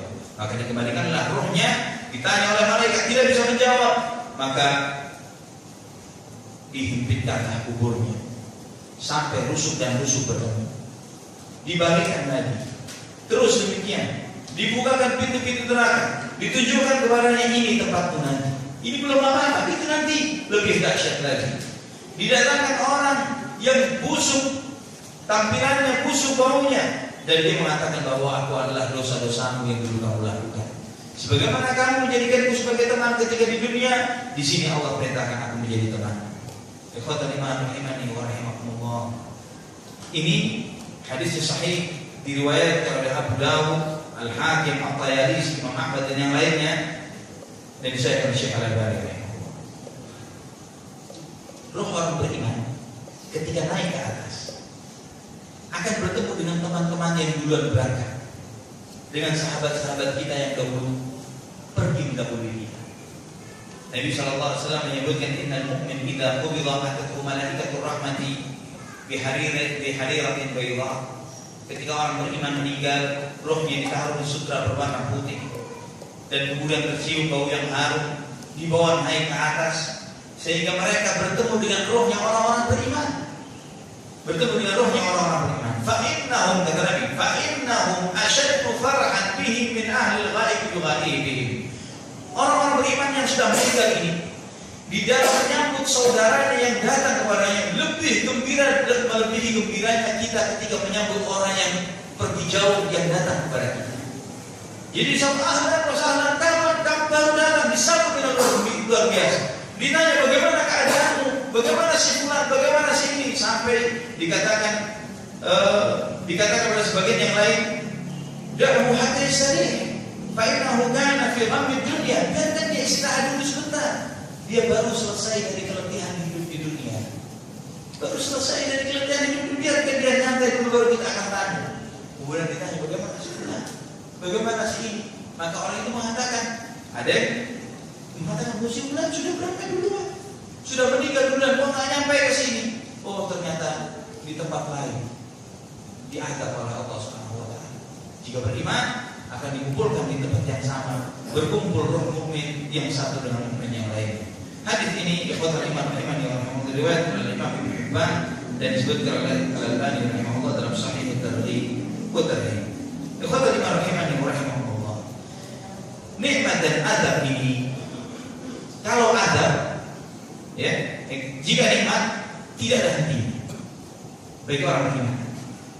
Bagi iman, adab nikmat tidak ada hentinya. Adab bagi orang beriman mungkin berhenti. Ya, orang beriman adab di kubur. Bagaimana orang mukmin diadab di kuburnya? Ya, kalau dosa-dosa besar dan tidak bertaubat kepada Allah, meninggal dunia dengan membawa dosa-dosa besar dan tidak bertaubat kepada Allah, orang seperti ini ada kemungkinan yang diadab oleh Allah, ada kemungkinan dimaafkan oleh Allah SWT. Insya'a adzaba wa insya'a ghafara. Jika dia diadab sesuai dengan kadar dosanya, Jika selesai stop sudah, nggak lanjut. Namun orang kafir non-stop diadab sejak mati sampai kiamat, ternyambung dengan adabnya. Maka kata para ulama seperti Imam Ibnu Utsaimin rahimahullah, beliau mengatakan orang-orang kaumnya Nabi Nuh sejak dia ditenggelamkan oleh Allah Subhanahu wa taala sejak zamannya Nuh sampai hari ini nanti sampai kiamat mereka diadab di kuburnya. Fir'aun sejak ditenggelamkan di lautan dari dahulu sampai hari sampai nanti diadab oleh Allah di kuburnya, di barzakh. Dan adab ini didengar oleh semua binatang kecuali manusia dan jin. Semua mendengar. Nabi SAW bersabda, "Innal mauta la yu'adzabuna fi quburihim hatta innal baha'ima la tasma'u aswatihim." Sesungguhnya mayat itu diadab di kuburnya dan binatang pun bisa mendengar suara adab itu, kecuali takaran, kecuali manusia dan jin. Ikhwatul iman rahimani wa rahimakumullah. Dan orang kafir, orang yang fajir, yang zalim, yang berusaha berbuat maksiat kepada Allah Subhanahu wa taala, kuburnya adalah gelap gulita, gelap. Adapun orang beriman, kuburnya terang benderang. Dan mereka orang beriman diizinkan oleh Allah Subhanahu wa taala rohnya untuk berjalan-jalan di surga, menikmati pepohonan dan buah-buahan surga, menikmati sungai-sungai surga, namun tidak menetap di sana. Ya, kembali sampai nanti menjelang kiamat, ditidurkan sejenak, kemudian ketika ditiupkan sangkakala maka dibangunkan kembali. Nabi SAW menyebutkan, "Inna arwah asy-syuhada'i fi ajwafi tayrin khudrin tahluku min thamaril jannah aw syajaril jannah." Sesungguhnya ruhnya para syuhada, mereka berada di dalam seekor burung hijau yang makan dari buah-buahan surga dan bertengger di pepohonan-pepohonan surga. Dalam hadis yang lain yang diriwayatkan oleh Imam Ahmad disebutkan bukan hanya para syuhada, namun setiap orang yang beriman juga yang seperti ini. Ikhwatul iman rahimani wa rahimakumullah.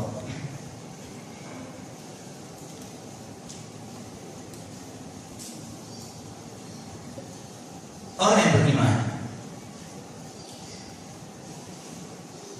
mereka merindukan keluarganya. Ya, ketika diberi nikmat oleh Allah di surga, mereka merindukan keluarganya dan ingin menyampaikan kenikmatan itu kepada keluarganya. Ingin menyampaikan kenikmatan itu kepada keluarganya. Nabi SAW menyebutkan dalam sebuah hadis yang diriwayatkan oleh Imam At-Tirmidzi, ya, disahihkan oleh Syekh Al-Albani, ketika dilapangkan kuburnya, diberikan kenikmatan oleh Allah, diterangkan kuburnya, maka dikatakan oleh para malaikat, "Arji'u ila ahli fa akhbiruhum." Izinkan aku pulang untuk menceritakan bahwa saya di sini senang, saya di sini bahagia, saya hidup dengan nikmat di sini. Kemudian dikatakan kepada orang tersebut, "Nimtana umatil arus alladhi la yuqidu illa ahabbu ahlihi ilaihi hatta yab'athahu Allah min marja'ihi dzalik." Kamu istirahatlah di sini dan kamu akan dibangunkan oleh orang yang paling kau cintai dalam kehidupanmu, sampai nanti kamu istirahatlah sampai kamu dibangkitkan oleh Allah Subhanahu wa taala. Dan orang yang beriman, ya, ketika pertama kali di kuburnya, Allah akan menyerupakan baginya seperti matahari terbenam, seperti waktu maghrib. Ya, dia bangkit dari kuburnya, sebagaimana dalam hadis yang diriwayatkan oleh Jabir bin Abdullah, dalam Sunan Ibnu Majah, "Idza dakhala al-mayyit al-qabr," ketika mayit masuk dalam kubur, "muri'at asy-syamsu 'inda ghurubiha, muthirat asy-syamsu 'inda ghurubiha." Ditampakkan seakan-akan ada matahari yang terbenam. Fajalasa yamsahu 'ainaihi, kemudian dia mengusap matanya dan dia mengatakan, "Da'ni usalli." Izinkan aku sholat, izinkan aku sholat. Jadi minta untuk sholat di kuburnya. Dia orang beriman kepada Allah Subhanahu wa taala. Namun sudah tidak ada lagi sholat, tidak lagi ibadah itu di dunia. Jika saudara-saudara kita yang ada di kuburnya mereka mengharapkan untuk ibadah dan sudah tidak ada lagi, ya, Allah Subhanahu wa taala berfirman di akhir surat Al-Munafiqun, "Ya ayyuhalladzina amanu la tulhikum amwalukum wa la auladukum 'an dzikrillah. Wa may yaf'al dzalika fa ulaika humul khasirun." Wahai orang-orang yang beriman, janganlah kalian dilalaikan oleh harta kalian dan keluarga kalian dari mengingat Allah Subhanahu wa taala. Barang siapa yang dilalaikan oleh harta dan anaknya, maka mereka lah orang-orang yang merugi. Wa anfiqu mimma razaqnakum min qabli an ya'tiya ahadakumul maut, dan segeralah kalian menafkahkan sebagian harta kalian, bersedekah di jalan Allah sebelum datang kepada salah seorang di antara kalian kematian. fayaqulu rabbi laula akhartani ila ajalin qaribin fa asaddaq, maka dia akan berkata, ya Allah, izinkan aku untuk ditunda kematianku untuk sebentar saja agar aku mau bisa bersedekah, wa akun minas salihin, dan aku menjadi hamba Allah yang saleh. Ikhwatal iman rahimani wa rahimakumullah. Seorang yang beriman kepada Allah Subhanahu wa taala, mereka ketika ditaruh di kuburnya merasakan segala kenikmatan-kenikmatan ini, mereka berada dalam keabadian. Mereka menunggu nikmat Allah Subhanahu wa taala sampai menjelang hidupnya sampai kala kematian. Sampai menjelang hidupnya sampai kala kiamat, ditidurkan oleh Allah Subhanahu wa taala, dimatikan semuanya di langit dan di bumi. Ketika ditiup sangkakala berikutnya atau keduanya, baru mereka dibangkitkan. Saya akan tutup majelis ini sebelum kita buka soal jawab dengan sebuah hadis tentang bagaimana Rasulullah SAW menceritakan apa yang pernah beliau lihat dari fenomena azab kubur. Ya, Rasulullah pernah menceritakan bahwa Nabi ini seringkali kalau berkumpul dengan sahabatnya selesai sholat subuh, setelah zikir subuh dan pagi dan sebagainya, beliau bertanya, semalam kalian mimpi apa? Pernah lihat apa dalam mimpi? Maka jika ada yang menyampaikan, sama Nabi ditakwilkan, jelaskan apa maksud mimpi, jika memang mimpi yang mengandung makna. Kemudian sekali waktu Nabi menyampaikan bahwa semalam saya melihat, artinya mimpi Nabi adalah wahyu, beda dengan mimpinya kita. Ya, maka kita baca dalam Al-Quran bagaimana bagaimana Nabi Allah Ibrahim bermimpi untuk menyembelih anaknya, maka dia pun melaksanakannya karena mimpinya Nabi wahyu. Ya, jangan kita kalau mimpi yang sama terus kita jalani, ya itu nggak benar. Itu mimpi kita banyaknya dari setan, bukan dari Allah Subhanahu wa taala. Nabi SAW bersabda bahwa semalam datang dua orang kepada, kemudian duanya membawa aku naik. Dua orang ini berkata, naiklah, maka aku pergi bersama. Kemudian saya melihat, yang saya lihat ada seseorang berbaring, ya, berbaring dengan wajah menengadah ini. Kemudian ada seseorang di atasnya dengan membawa batu besar. Kemudian batu ini dibantingkan kepada wajahnya orang itu sehingga pecah kepalanya berserakan. Batu yang dilemparkan ini balik lagi ke tangan orang yang di atas, balik lagi ke atas. Ketika tangan batu ini belum nyampe ke tangannya, wajah yang hancur lebur ini balik lagi utuh, dilempar lagi seperti ini, balik lagi seperti itu. Nabi melihat ini, mengucapkan subhanallah ma hadza, subhanallah, apa orang-orang ini, apa yang mereka lakukan? Maka dua orang yang bersamaku mengatakan, lanjutkan. Maka aku pun melanjutkannya. Kemudian aku melihat ada seseorang tergantung terkait dengan pengait besi itu dari bibirnya, terkait sampai tembus ke kepalanya. Terkait seperti ini, ditarik sampai robek. Belum selesai ini robek, ada lagi pengait lagi mengenai matanya, pengait lagi mengenai hidungnya, ditarik sampai robek, utuh lagi, terus demikian, dicocok ya dengan pengait besi. Kemudian Nabi SAW mengatakan, subhanallah, siapa ini? Siapa dia? Maka kemudian dua orang yang bersama aku mengatakan, lanjutkan, kamu jalan terus. Kemudian saya melihat ada satu tanur itu oven. Saya melihat ada satu oven besar, kata Nabi SAW, yang di bawahnya ada api yang menyala. Saya melihat di dalam oven itu laki-laki dan perempuan semuanya telanjang. Dan ketika api itu menyala semakin besar, mereka terdengar suara lolongan yang sangat mengerikan. Kata Rasulullah, saya mendengar suara lolongan yang mengerikan dari dalam oven itu. Kemudian Nabi SAW bertanya, siapa mereka? Kemudian dua orang itu mengatakan, lanjut. Maka Rasulullah melanjutkan perjalanannya. Dan tidak lama saya melihat ada satu sungai, airnya mengalir, warnanya merah, dan saya kira itu darah, kata Rasulullah. Ahsibu annahu darah, bahwa itu darah, kata Rasulullah SAW. Dan saya lihat di dalam sungai itu ada orang yang berenang di sungai darah ini. Di tepi sungai ada seseorang yang mengumpulkan batu-batu. Ketika orang itu sampai ke tepian, orang yang di tepian sungai ini memaksa orang itu untuk memakan batu-batu itu, dimasukkan di dalam mulutnya, sehingga orang yang baru berenang ini ke tengah lagi, balik lagi, ditambah lagi batu, terus demikian. Nabi SAW bertanya, siapa mereka? Siapa dua orang ini? Dua orang yang bersama aku mengatakan lanjutkan. Maka aku pun melanjutkan perjalanan. Dan tidak lama aku melihat seorang yang sangat buruk rupa, sangat buruk rupa. Dan orang ini dikelilingi oleh api. Api itu di sekelilingnya dia. Nabi bertanya, siapa dia? Namun tetap tidak dijawab. Lanjutkan perjalanan. Maka aku pun melanjutkan perjalananku, naik ke atas. Ketika sampai di atas, saya melihat ada satu kebun taman yang sangat indah, penuh dengan bunga-bunga yang tumbuh di musim semi, kata Rasulullah. Rindang dan banyak bunga-bunga yang tumbuh di musim semi. Di dalam kebun yang indah ini aku lihat seorang yang sangat tinggi besar. Saking tingginya hampir saya tidak kelihatan wajahnya.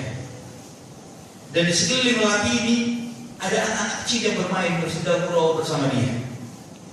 Saya bertanya, siapa dia? Kedua orang itu mengatakan, lanjutkan lagi. Maka aku pun melanjutkan perjalanan.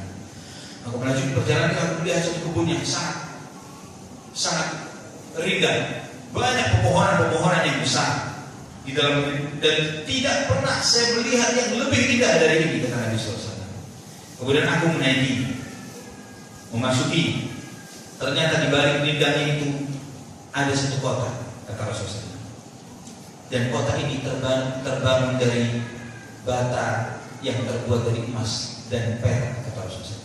Batu batanya emas dan perak, sama seperti rumah antum juga. Ada rumahnya dari batanya emas dan perak. Ketika diminta saya minta izin untuk masuk, diizinkan untuk masuk. Maka aku pun memasuki bersama dua orang yang bersamaan. Kami mendapati di dalamnya ada orang-orang yang separuh wajahnya bagus, masya Allah, separuhnya buruk, separuhnya bagus, separuhnya jelek. Kemudian di dalam kota ini, di dalam kota yang indah ini, ada sungai yang mengalir dengan derasnya, putih bersinar airnya sungai itu, seperti susu yang murni yang masuk bersinar putih. Dua orang yang bersama aku mengatakan kepada orang-orang yang separuh bersih, separuh jelek ini, kalian masuk ke dalam sungai, nyeburin diri ke dalam sungai itu. Maka mereka pun masuk ke dalam sungai itu. Nggak lama keluar lagi, hilanglah yang buruk-buruk itu, jadi bagus luar biasa wajah mereka. Sangat bagus, kata Rasulullah. Lebih bagus daripada ketika mereka belum masuk ke dalam sungai ini. Kemudian dua orang yang bersama aku mengatakan, wahai Muhammad, tempat ini namanya surga ada. Ini surga ada. Terus kemudian dua orang itu menuju ke atas. Lihat di atas, itu rumah. Nabi melihat ke atas, beliau melihat ada istana yang seperti awan putih, kata Rasulullah. Saya melihat istana putih besar seperti awan yang bergunung putih, kata Rasulullah. Kemudian Nabi SAW berkata kepada dua orang itu, barakallahu fikuma wa ta'ala fa'udkhilu.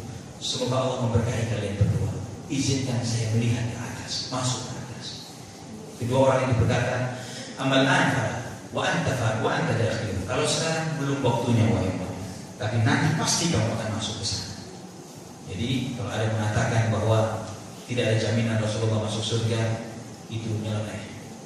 Ya. Kemudian kata Nabi kepada dua orang itu, saya melihat hal-hal yang menakjubkan, yang aneh selama malam ini. Apa yang saya lihat? Maka dua orang itu mengatakan, kami akan menceritakan kepada Anda. Adapun orang yang pertama, yang berbaring dan dilempari batu, ya, hancur, utuh lagi, dilempari lagi, hancur, utuh lagi. Fa innahu ar-rajul ya'khudhul Qur'an fayarfadhuhu wa yanamu 'ani salatil maktubah. Orang yang pertama itu adalah orang yang punya Quran namun dia berpaling dari Al-Quran. Berpaling dari Al-Quran, tidak membacanya, tidak mengamalkan isinya. Orang ini sengaja tidur sehingga tidak melaksanakan sholat wajib yang diwajibkan kepadanya. Ya, belum sholat isya atau belum sholat zuhur atau belum tidur sehingga terlewat dari waktunya. Sengaja dia melakukan itu. Maka azabnya adalah di kuburnya nanti dihancurkan kepalanya, utuh lagi, dihancurkan kepalanya, utuh lagi, terus demikian. Adapun yang berikutnya, seseorang yang tercocok mulutnya, ditarik sobek, tercocok lagi matanya, tertarik sobek sampai tembus ke kepalanya, utuh lagi dan terus demikian. Kata Nabi SAW, fa'innahu rajulu, kata orang itu, fa'innahu rajulu min yahlu min baitihi fayakdibul kadhibata tablughul afaq. Dia orang yang keluar dari rumahnya, dia bikin gosip, bikin kebohongan, dan gosipnya tersebar ke banyak orang. Karena kebohongannya disobek-sobek mulutnya oleh Allah Subhanahu wa taala. Satu bohong terjadi seperti itu. Berapa kali kita lakukan? Allahumma salli haula wa quwwata illa billah. Adapun yang kamu lihat laki-laki dan perempuan telanjang yang dipanggang di dalam open itu, dia adalah pezina. Orang yang suka berzina, laki-laki dan perempuan. Itulah yang akan mereka rasakan. Kemudian orang yang berenang dalam sungai darah dan ditambahkan dalam mulutnya batu-batu, itulah para pemakan riba. Allahumma musta'an. Riba ini kita anggap biasa sekarang, bukan dosa. Ya, tanya sekarang kepada diri kita masing-masing, rekeningnya di mana? Bank syariah, bank riba. Bank riba yang banyak. Kalau mau pinjam modal kerja, bank riba. Beli rumah, bank riba. Beli motor, mobil, rumah riba. Dan mengapa biasa? Padahal riba ini termurahnya, dosa terkecil dan termurah dan terkecilnya biayanya, kata Nabi SAW. Jika diseimbangkan dosanya, kata Nabi SAW, seperti seseorang berzina dengan ibu kandungnya. Seorang zina dengan ibu kandung, zina itu dosa besar, apalagi zina dengan ibunya sendiri. Allah Subhanahu wa taala di akhir surat Al-Baqarah menyebutkan, ya ayyuhalladzina amanu taqullaha wa dharu ma baqiya minar riba in kuntum mu'minin. Wahai orang yang beriman, bertakwalah kalian kepada Allah dan tinggalkanlah riba jika kalian orang-orang beriman. Fa in lam taf'alu, namun jika kalian tidak mau berhenti, fa'dharu biharbin minallahi wa rasulih, silakan umumkan perang dengan Allah dan Rasulnya. Ditantang perang oleh Allah Subhanahu wa taala. Wa in tubtum falakum ru'usu amwalikum la tadlimuna wa la tudlamun. Namun jika kalian mau bertaubat, kalian boleh ambil pokok harta kalian, jangan ambil bunganya. La tadlimun wa la tudlamun. Kalian jangan berbuat zalim dan kalian tidak akan dizalimi. Riba itu zalim, jahat. Ya, riba ini yang merusak ekonomi dunia saat ini adalah riba. Untuk bisa perhatikan ya Pak Iman, kita mengetahui bahwa saya bahas sedikit tentang ekonomi. Dalam transaksi perdagangan ada untung ada rugi. Terkadang terjual, terkadang tidak terjual. Namun riba tidak mau tahu. Modal yang kamu pinjam untuk dagangmu, apakah barang daganganmu terjual atau tidak, saya tidak mau tahu. Kamu harus bayar bunganya tiap bulan sekian. Apakah itu bank konvensional, apakah bank, ataukah itu tukang riba dan lain sebagainya. Mau tahu, tidak mau tahu, itu tetap seperti itu. Kamu harus bayar setiap bulan sekian persen dari pokok hutang yang kamu hutang kepada diri. Ya, ada transaksi, tidak ada transaksi dia bayar bunganya. Kira-kira pedagang mau rugi tidak? Dia tidak mau rugi. Kemudian bunganya dibebankan ke siapa? Ke konsumen. Ya, maka barang naik. Padahal nggak laku barangnya, tapi dinaikkan barangnya. Kenapa? Untuk menutupi biaya bunga. Karena barang naik, sedangkan income tidak ada, terjadilah inflasi. Ya, inflasi dunia, inflasi di suatu negara, harga naik, namun uangnya tidak ada. Inilah yang menyebabkan kerugian dunia negara saat ini. Namun kalau tidak ada riba, tidak ada transaksi, maka tidak ada yang harus ditanggung. Seorang yang bagi hasil misalnya, ada pemodal, ada pelaksana modal. Bisa jadi memang bagi hasil itu lebih besar porsi bagi pemilik modal dan lebih kecil bagi pelaksana. Karena kalau bayar bunga paling cuma 1% misalnya sebulan, lebih ringan. Kalau bagi hasil bisa jadi kita kasih 30-40% bagi pemilik modal, lebih besar. Namun lebih berkah ketika tidak ada transaksi, kita tidur nyaman. Pemilik modal nggak bisa nuntut kita. Bagaimana? Kok belum laku? Ya memang belum laku. Ketika laku, kita bagi hasil. Tidak ada kos yang harus kita bebankan kepada customer, sehingga tidak akan ada naik harga barang itu. Lebih menguntungkan dengan syariat. namun manusia sekarang lebih cenderung kepada yang haram daripada yang dihalalkan oleh Allah Subhanahu wa taala. Kembali pada sini, teman-teman. Adapun orang yang tadi yang buruk rupanya, orang yang buruk rupa itu yang dikelilingi oleh api, dia adalah malaikat penjaga neraka. Malaikat mati. Adapun orang yang tinggi besar yang dikelilingi oleh anak-anak di dalam kebun, dia adalah malaikatnya adalah Nabiullah Ibrahim alaihissalam, dan anak-anak itu adalah anak-anaknya orang Muslim yang mati bayi, yang mati kecil, dia masuk surga. Sahabat bertanya, ya Rasulullah, anak-anaknya orang musyrik bagaimana ya Rasulullah? Iya, juga anak-anaknya orang musyrik juga masuk surga, kata Rasulullah. Ya, anak-anaknya orang kafir karena masih fitrah, mereka masuk surga. Ada orang yang separuhnya bagus, separuhnya jelek, mereka adalah orang-orang mukmin yang sebagian amalnya baik, sebagian amalnya buruk, dan Allah memaafkan keburukannya, dimasukkan surga, dibersihkan segala keburukan-keburukannya. Ini hadis ini diriwayatkan oleh Imam Bukhari dalam Sahih-Sahihnya. Ikhwatal iman rahimani wa rahimakumullah. Ada amalan-amalan yang menyebabkan seorang dilindungi dari azab kubur. Ini sebagai penutup. Amalan-amalan yang melindungi seseorang dari azab kubur. Kita berharap agar kita termasuk dari orang-orang yang dilindungi oleh Allah dari azab kubur. Saya sampaikan poin-poinnya saja. Saya tidak sampaikan dalilnya supaya tidak terlalu panjang. Yang pertama adalah seorang yang mati syahid di medan perang, membela agama Allah. Ya, artinya ini dalam jihad yang syar'i, jihad yang benar, bukan keluar rumah bunuh orang kafir terus terbunuh, bukan seperti itu. Atau pasang bom meledakkan diri, ini bukan syar'i jihad, ini ngawur. Ya, ini merusak, bukan jihad yang benar. Ya, jihad yang syar'i yang dihalalkan oleh Allah Subhanahu wa taala dan Rasulnya, karena tidak semua jihad itu benar. Ketika jihad itu menimbulkan fitnah yang besar, maka itu bukan jihad. Dan jihad adalah hukum syar'i yang dikembalikan kepada para ulama. Kemudian yang kedua, ketika orang meninggal datang ajalnya ketika di pos-pos jihad. Jadi belum tentu terbunuh, namun sampai ajalnya ketika dia menjaga di pos-pos jihad.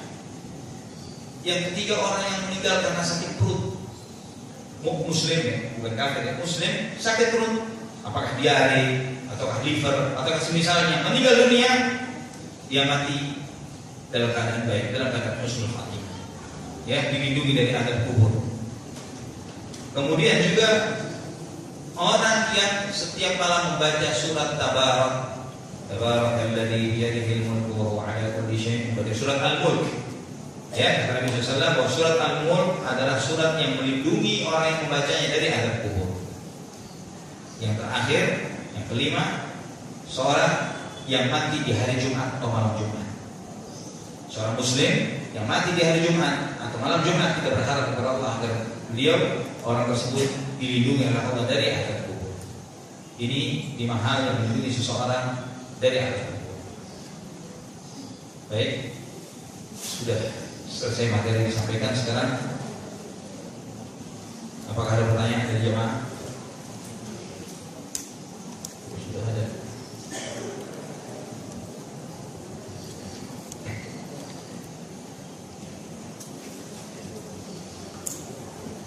Nabi apakah benar?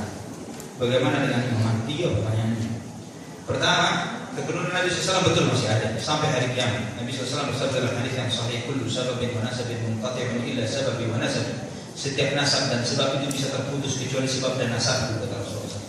Maka Nabi SAW menyampaikan bahwa di akhir tetap ada keturunan Nabi sampai akhir zaman. Maka Nabi SAW mengingatkan, "Udzakkirukumullah fi ahli baiti, udzakkirukumullah fi ahli baiti." Aku mengingatkan kalian, hormatilah kerabatku, keluargaku, kata Rasulullah SAW. Siapakah itu maksud dengan keluarga Nabi? Disebutkan dalam hadis Sahih Muslim, mereka adalah keturunannya Ali bin Abi Thalib, keturunannya Ja'far bin Abu Thalib, keturunannya Aqil bin Abu Thalib, keturunannya Abbas bin Abdul Muttalib. Ya, hum alu Ali wa alu Abbas, alu Ali wa alu Aqil wa alu Ja'far wa alu Abbas, kata Nabi SAW. Ya, mereka ini keturunan Ali artinya dari Hasan Husain, keturunan Aqil ada, keturunan Ja'far dikenal dengan di masa-masa sekarang dengan bangsa Al-Tayyar. Kemudian keturunan Al-Abbas bin Abdul Muttalib. Mereka adalah ahlul bait Nabi sallallahu alaihi wasallam, dan nantinya di akhir zaman Imam Mahdi, ya, yang disebut Imam Mahdi dalam riwayat-riwayat yang sahih juga dari keturunan Nabi, namun dari keturunan Hasan, bukan dari keturunan Husain seperti yang dianggap oleh sebagian orang-orang Syiah. Orang Syiah mengklaim bahwa Imam Mahdi itu sudah ada Namanya Muhammad bin Al-Hasan Al-Askari dari keturunan Husain bin Ali. Dan itu bohong, itu hayalan mereka. Ya, imam mereka ini gaib sudah dari sudah berabad-abad yang lalu nggak nongol-nongol karena sembunyi di gua nggak keluar-keluar. Ya, namun Imam Mahdinya Ahlus Sunnah belum lahir, belum muncul. Dia dari keturunan Hasan bin Ali, sebagaimana dalam hadits yang sahih dari Ali bin Abi Thalib sendiri, bahwa sambil menunjuk anaknya Hasan, dari dia nanti akan muncul pemimpin yang adil. Namanya seperti nama Nabi, nama ayahnya seperti nama ayah Rasulullah. Namanya Muhammad bin Abdullah, bukan Muhammad bin Hasan Al-Askari seperti Imam Mahdinya Syiah. Apakah benar orang yang meninggal itu bisa datang kepada kita yang masih hidup lewat mimpi? Bertemu, bukan datang, ditemukan oleh Allah, benar. Karena rohnya orang yang meninggal, yang tidur, Allahu yatawaffal anfusa hina mautiha wallati lam tamut fi manamiha. Allah lah yang mewafatkan jiwa ketika meninggal dunia dan yang belum meninggal di dalam tidurnya. Jadi dalam Al-Quran, tidur itu diibaratkan dengan wafat. Ruh kita diambil, dibawa jalan Allah yang mengarahkannya. Karena kita berjumpa dengan orang-orang yang sudah meninggal dunia, mungkin itu terjadi. Ya, dan banyak ceritanya disampaikan oleh para ulama bagaimana seorang yang sudah hidup bertemu dengan orang yang sudah meninggal dunia di dalam mimpinya. Kalau di dalam alam nyata roh gentayangan bohong, tidak ada roh gentayangan. Ya, tidak ada roh gentayangan karena roh yang meninggal dunia ditempatkan oleh Allah di alam namanya alam barzakh. Terus bagaimana kok ada ini orang permainan jelangkung datang rohnya si ini misalnya, atau roh penasaran dan lain sebagainya, kuntilanak. Dari mana itu semuanya? Itu adalah syaitan, bukan rohnya orang itu. Ya, setiap kita ini didampingi oleh setan. Semua punya setan, itu namanya qarin, setan yang mendampingi kita. Karena sejak lahir temenan terus nempel sama kita, dia tahu kebiasaan kita dan bisa merupakan wajahnya seperti kita. Tahu dengan tetangga kita, keluarga kita, saudara kita, kebiasaan baik dan buruk kita dia tahu. Maka ketika dia menyerupakan dirinya kepada seseorang, dia bisa, saudaramu saya ini begini begitu, anakmu atau ibumu dan lain sebagainya. Namun itu syaitan. Kita berlindung kepada Allah dari syaitan yang rajim. Jika seorang ayah berwasiat agar warisannya hanya diberikan kepada salah seorang anaknya saja,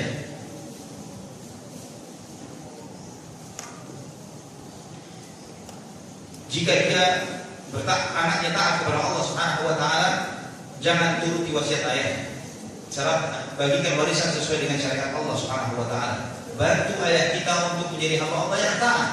Ya, jika kita tidak mentaati wasiat tersebut, menjalankan syariat Allah, maka semoga Allah mengampuni dosanya yang berwasiat yang salah ini. Dan wasiat ini walaupun di pengadilan agama tidak akan didengar, tidak akan digubris, karena harus dibagi sesuai dengan syariat agama.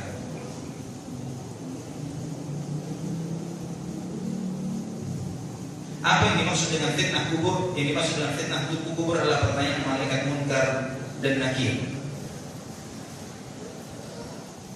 Apa adab bagi orang tua yang mengaborsi anaknya dengan sengaja? Dosa besar, termasuk kabair.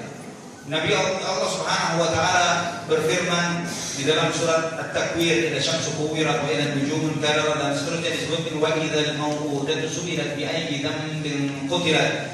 Dan nanti akan ditanya bayi-bayi yang dibunuh ketika masih kecil atas dosa apa dia dibunuh. Ini adalah hukuman yang besar bagi si pelaku ini.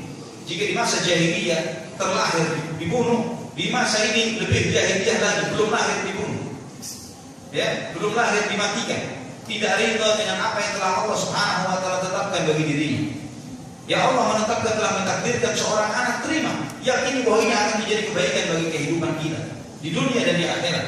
Jangan pernah merasa sial, merasa begini dan yang lain sebagainya. Dosa besar, maka hendaklah dia bertaubat kepada Allah dengan taubatan nasuha. Bertaubat kepada Allah, semoga Allah mengampuni dosa-dosanya. Seorang yang bertaubat kepada Allah Subhanahu wa taala, penuh dosa, maksiat, pernah syirik, apakah dia bisa diampuni dosanya, terbebas dari azab kubur dan masuk surga? Iya, bisa. Ya. Setiap dosa jika bertaubat kepada Allah pasti tertutup. Sebesar apapun dosa itu, apapun dosanya, pernah membunuh, pernah berzina, pernah syirik dan lain sebagainya. Allah Subhanahu wa taala berfirman di akhir surat Al-Furqan ketika menyebutkan tentang ibadur rahman, hamba-hamba Allah Ar-Rahman. Di antara cirinya walladzina la yad'una ma'allahi ilahan akhar wa la yaqtuluna nafsan allati haramallahu illa bil haqq wa la yaznun wa may yaf'al dzalika yalqa atham. Di antara ciri-ciri ibadur rahman, mereka tidak beribadah, tidak berdoa kepada sesembahan yang lain selain Allah. tidak membunuh jiwa yang diharamkan oleh Allah kecuali yang benar dan tidak berzina. Barang siapa yang melakukan itu, dia akan dilemparkan ke dalam azab. Telah melakukan dosa yang sangat besar. Yudha'af lahu al-'adzabu yawmal qiyamah wa yakhlud fihi muhana. Dilipat gandakan baginya azab pada hari kiamat dan dia kekal di dalamnya dalam keadaan hina. Illa man taba wa amana wa 'amila 'amalan shalihan fa ulaika yubaddilullahu sayyi'atihim hasanat. Kecuali orang yang bertaubat, beriman kepada Allah, beramal saleh, maka Allah akan mengganti dosa-dosanya dengan kebaikan-kebaikan. Bukan hanya ditutup dosanya, bukan hanya dihapus dosanya oleh Allah, diganti tempat dosa itu dengan kebaikan-kebaikan. Wa kana Allahu ghafurur rahim. Dan Allah Maha Pengampun dan Maha Penyayang. Maka harus kita tetap optimis selama masih hidup, optimis untuk mengharapkan ampunan Allah Subhanahu wa taala.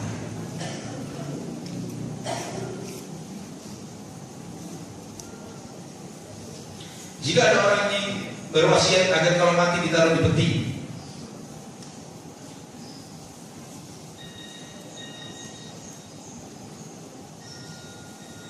apakah tetap kita mendengarkannya karena dia melihat saudaranya semua ditaruh di peti? Ya, subhanallah. Kita kalau meninggal dunia, hendaklah kita berwasiat agar dimakamkan sesuai sunnah Nabi SAW. Karena cara mati terbaik, dirawatnya jenazah lebih baik, tidak ada yang lebih baik daripada dirawatnya jenazah dari Rasulullah, dan bagaimana Rasulullah SAW mengajarkan tentang merawat jenazah. Jadi jangan aneh-aneh. Ada salah seorang ulama, Syekh Muhammad Nasruddin Al-Albani rahimahullah, kurang lebih 30 tahun sebelum wafatnya beliau sudah meninggalkan wasiat. Di antara wasiatnya dia menyampaikan, tolong saya dimakamkan di tempat saya meninggal. Artinya kalau meninggalnya di Jakarta jangan dibawa keliling kemana-mana. Dimakamkan di Jakarta, Allah telah mentakdirkan dia meninggal di situ supaya tidak bikin susah ya hidup. Dia minta dimakamkan di kampung-kampungnya Papua dan subhanallah. Ya, buat susah. Ya, meninggal di mana? Dimakamkan di tempat meninggal. Ya, makamkan saya, rawat jenazah saya sesuai dengan sunnah Nabi SAW. Mulai dari dimandikannya, dikafaninya, kalau bisa dimakamkan di tempat pemakaman umum yang terdekat, ya, sambil dipikul, jangan dinaikin kendaraan. Itu di antara wasiat Syekh Al-Albani rahimahullah, karena sunnahnya adalah jenazah itu dipikul, bukan dinaikkan kendaraan. Kemudian beliau berwasiat hari ini 30 tahun sebelum wafatnya. Ya, sudah 30 tahun sebelum dia sudah berpesan, yang mensolati jenazahku hendaklah para orang-orang yang mengkaji sunnah, ya, para talibul ilm.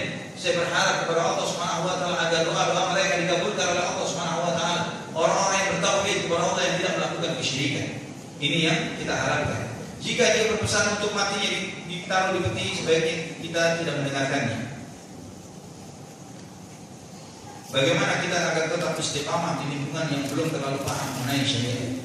Subhanallah, istiqamah ini sesuatu hal yang tidak mudah. Di antara cara istiqamah adalah dengan dekat dengan orang-orang saleh. Ya, di antara cara istiqamah hadir di majelis-majelis ilmu seperti ini, dekat dengan orang-orang saleh, membaca Al-Quran, menjalankan perintah Allah Subhanahu wa taala, menjauhi larangannya, menjauhi lingkungan-lingkungan yang akan merusak keistiqomahan kita. Ya, ibaratnya bagaimana caranya agar es batu itu tetap istiqomah utuh? Ya, di dalam ruangan yang dingin, ya, di lingkungan yang sesuai dengan es batu itu. Kalau dia di luar lingkungannya meleleh dia, itu iman kita. Ya, kalau kita ingin tetap utuh, jangan coba-coba keluar ke tempat-tempat yang akan melelehkan iman kita. Cari tempat-tempat yang akan membuat iman ini akan bertahan dengan kondisinya atau lebih baik.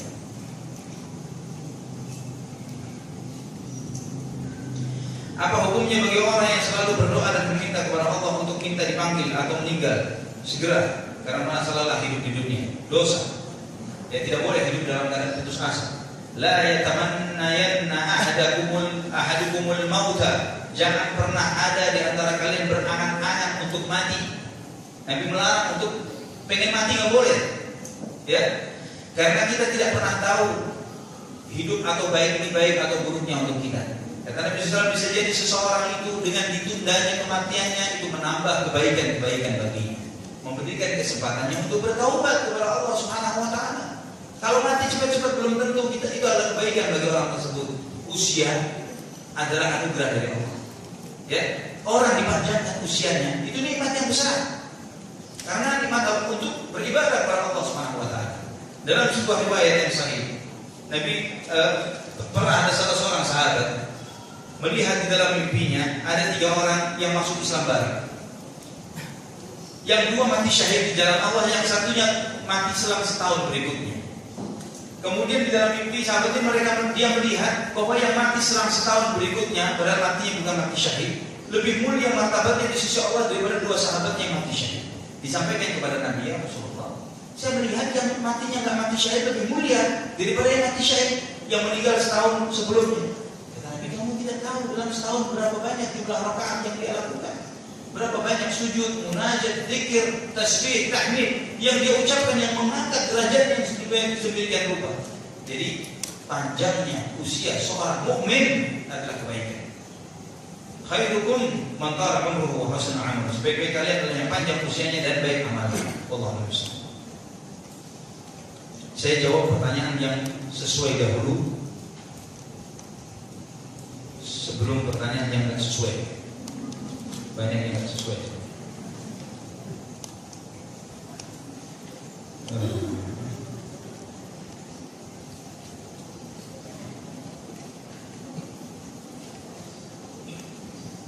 Ada 2 pertanyaan. Bagaimana meminta doa agar dimasukkan ke dalam surga Firdaus dan jauhkan dari api neraka? Kemudian cara mentalkin orang yang sakaratul maut. Ya, yang pertama, doa. Nabi SAW bersabda, "Idza sa'altumul jannah fas'alul firdaus." Jika kalian meminta surga, mintalah surga Firdaus. Fa innaha a'lal jannah wa awsatul jannah. Wa minha tatafajjaru anharul jannah wa saqfuha arsyur rahman. Nabi SAW bahwa jika kalian meminta surga, minta surga Firdaus. Karena surga Firdaus adalah surga yang paling tinggi, surga yang paling tengah. Dari surga Firdaus mengalirlah sungai-sungai surga, dan atapnya surga Firdaus adalah arsy Allah Subhanahu wa taala. Minta kepada Allah, Allahumma inni as'aluka jannatal firdaus. Allahumma inni as'aluka al-firdaus al-a'la. Atau Allahumma inni as'aluka firdaus al-a'la wa a'udzubika minan nar. Dan berlindung kepada api neraka umum. Ya, jangan sebut ya Allah berlindung dari neraka jahanam saja, kan maksudnya yang lain. Ya, minta berlindung dari api neraka secara umum. Wa a'udzubika minan nar.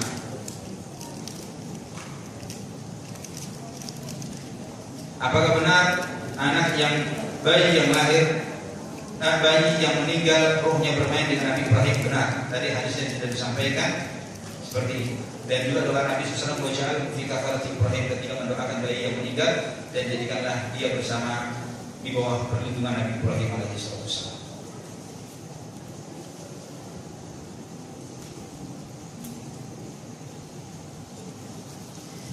Apakah ada orang lain yang bisa mendengar azab kubur selain Nabi SAW?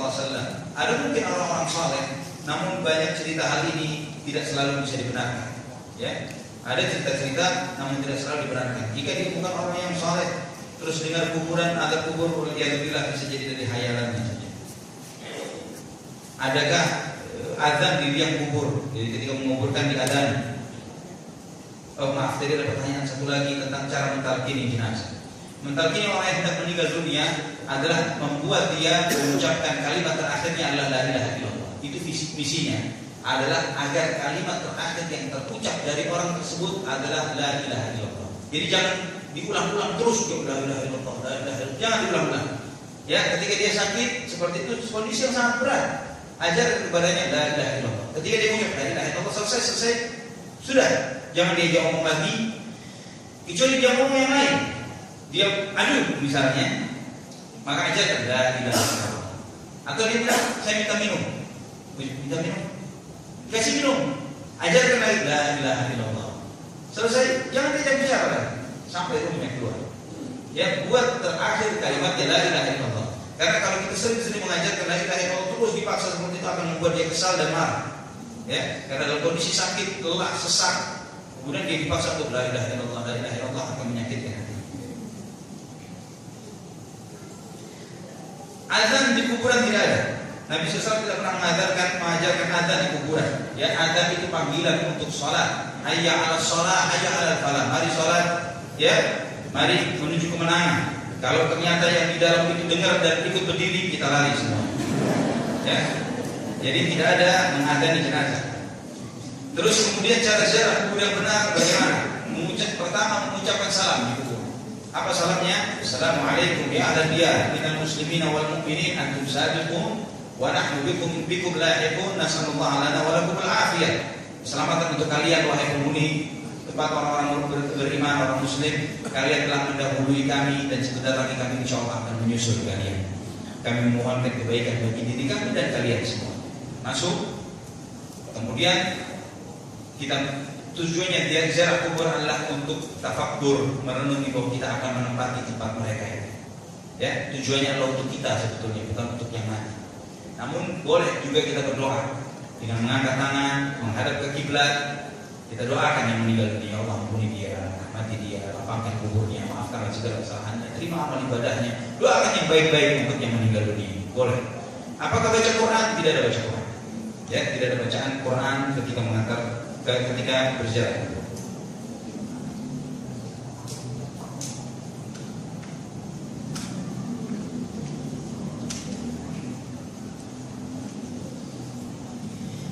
Ketika seorang merasakan nikmat di kuburnya, apakah akan dihisab lagi? Mungkin dihisab lagi. Ya, karena hisab itu artinya audit. Ya, kalau seorang mendapatkan adab di kuburnya, terutama adab sebenarnya. Kalau nikmat, dia dihisab untuk menunjukkan kenikmatan yang Allah berikan. Hisab itu menunjukkan kebaikan-kebaikan. Bukankah saya telah memudahkan kepadamu untuk beramal dan terus sebagainya bagi orang beriman. Bagi orang-orang yang pelaku dosa besar misalnya, ketika dia telah merasakan sebagian dari adab di kuburnya dan dia harus dibersihkan lagi di api neraka, maka itu untuk menghitung berapa sisa waktu yang harus dia habiskan di api neraka. Kalau misalnya dia habis sudah selesai dengan adab kuburnya, maka sudah langsung dia masuk ke dalam surga. Sebagaimana yang diuraikan oleh Syekhul Islam Ibnu Taimiyah Allah Taala berkuasa.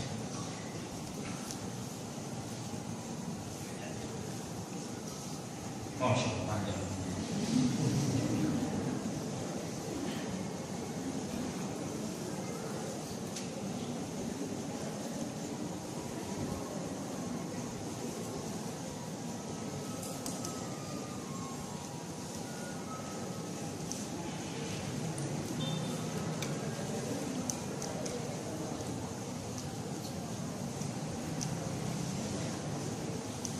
Ada pertanyaan yang cukup panjang. Jadi salah seorang kerabatnya adalah dulunya entertainer, penyanyi, presenter, akhirnya sakit dan dapat hidayah, alhamdulillah pakai kerudung, namun masih sering berbuat maksiat dan pakai bulu palsu, ya terus menreminya dengan teman-teman jahiliyahnya dulu, ya yang seperti ini. Yang masih melakukan hal-hal itu biasanya tidak mudah untuk istiqamah di dalam taubatnya kepada Allah. Ya, kalau kita ingin bertobat dari satu dosa, apapun dosa itu, dulunya pernah narkoba misalnya, ketika taubat jangan dekati teman-teman narkobanya dulu. Ya, teman-teman dahulu jauhi. Dulu pernah jadi preman, pernah mudah menolong orang, merampok dan sebagainya. Jangan kembali kepada lingkungan itu. Di antara bentuk taubat seperti ini. Sebagaimana Nabi SAW mengajarkan dalam sebuah hadis yang seseorang yang telah membunuh 100 orang diajarkan oleh dalam hadis tersebut agar orang itu menjauhi lingkungannya. Maka bagaimana agar dia istiqamah? Pertama didoakan agar dia bagaimana supaya dia istiqamah, kita doakan dengan baik, kita doakan kepada Allah SWT agar Allah memberikan hidayah kepadanya. Nasihati dengan cara yang ma'ruf, ajak kepada majelis-majelis ilmu, buat baginya dia memiliki teman-teman baik yang jauh lebih baik daripada teman-temannya di masa jahiliyah, teman-teman di majelis ilmu, teman-teman yang seiman, seakidah, teman-teman yang berorientasi kepada akhirat, mencari kenikmatan yang abadi, kenikmatan di sisi Allah Subhanahu wa taala, bukan kenikmatan yang sementara. Apakah mungkin orang beriman bisa dibangkitkan dari kuburnya oleh Dajjal? Tidak mungkin. Dajjal tidak membangkitkan orang yang sudah meninggal dunia. Kalau nanti di akhir zaman diceritakan bahwa Dajjal menghidupkan yang mati, seorang anak disampaikan ini, saya bangkitkan orang tuamu dari kuburnya, wahai ibu bangun, wahai ayah bangun, dan bangun.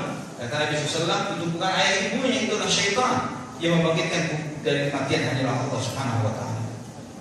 Surga dan neraka kita dalam Allah.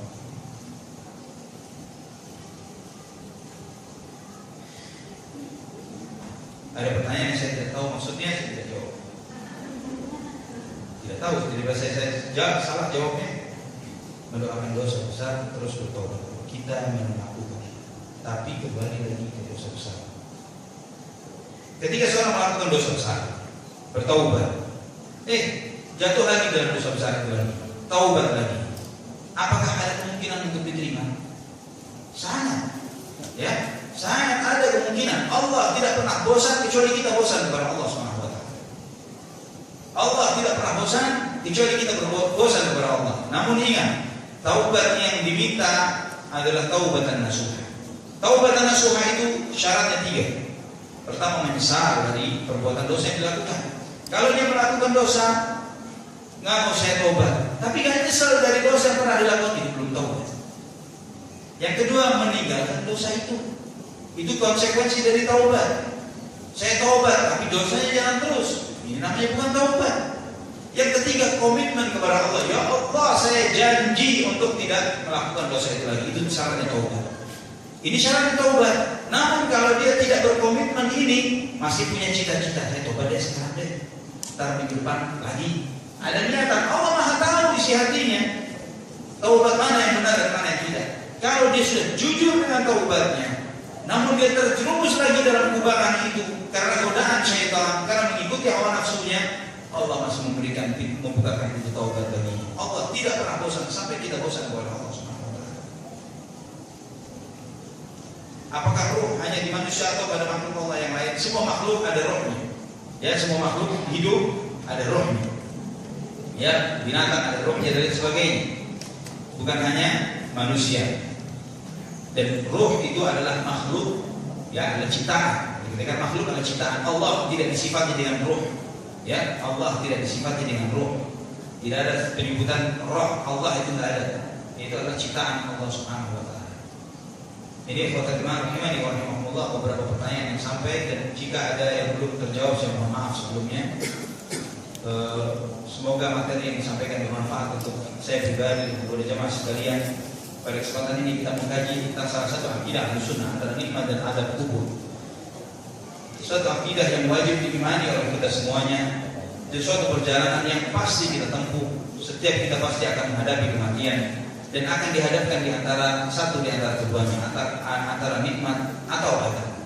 Yang kita harapkan, kita mohon kepada Allah Subhanahu wa taala adalah dilindungi dari azab kubur dan diberikan oleh Allah Subhanahu wa taala nikmat di dalam alam barzakh kita dan kubur kita.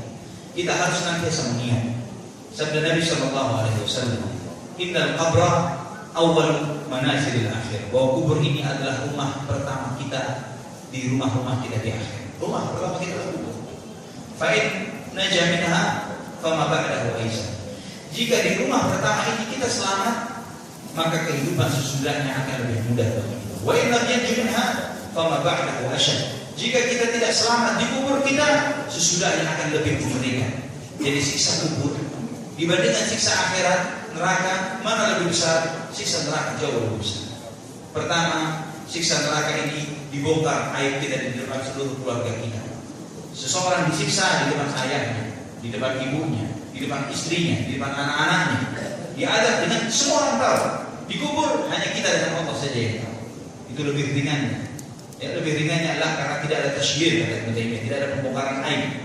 Ada pernikahan di akhirat, dibongkar aib kita di depan seluruh manusia, di depan halayak manusia. Kita berlindung kepada Allah Subhanahu wa taala dari azab kubur dan kita berlindung kepada Allah dari azab api neraka. Ini bisa saya sampaikan. Qul qouli hadza subhanakallahumma rabbana wa bihamdik asyhadu an la ilaha illa anta astaghfiruka wa atubu ilaik. Wassalamu alaikum warahmatullahi wabarakatuh.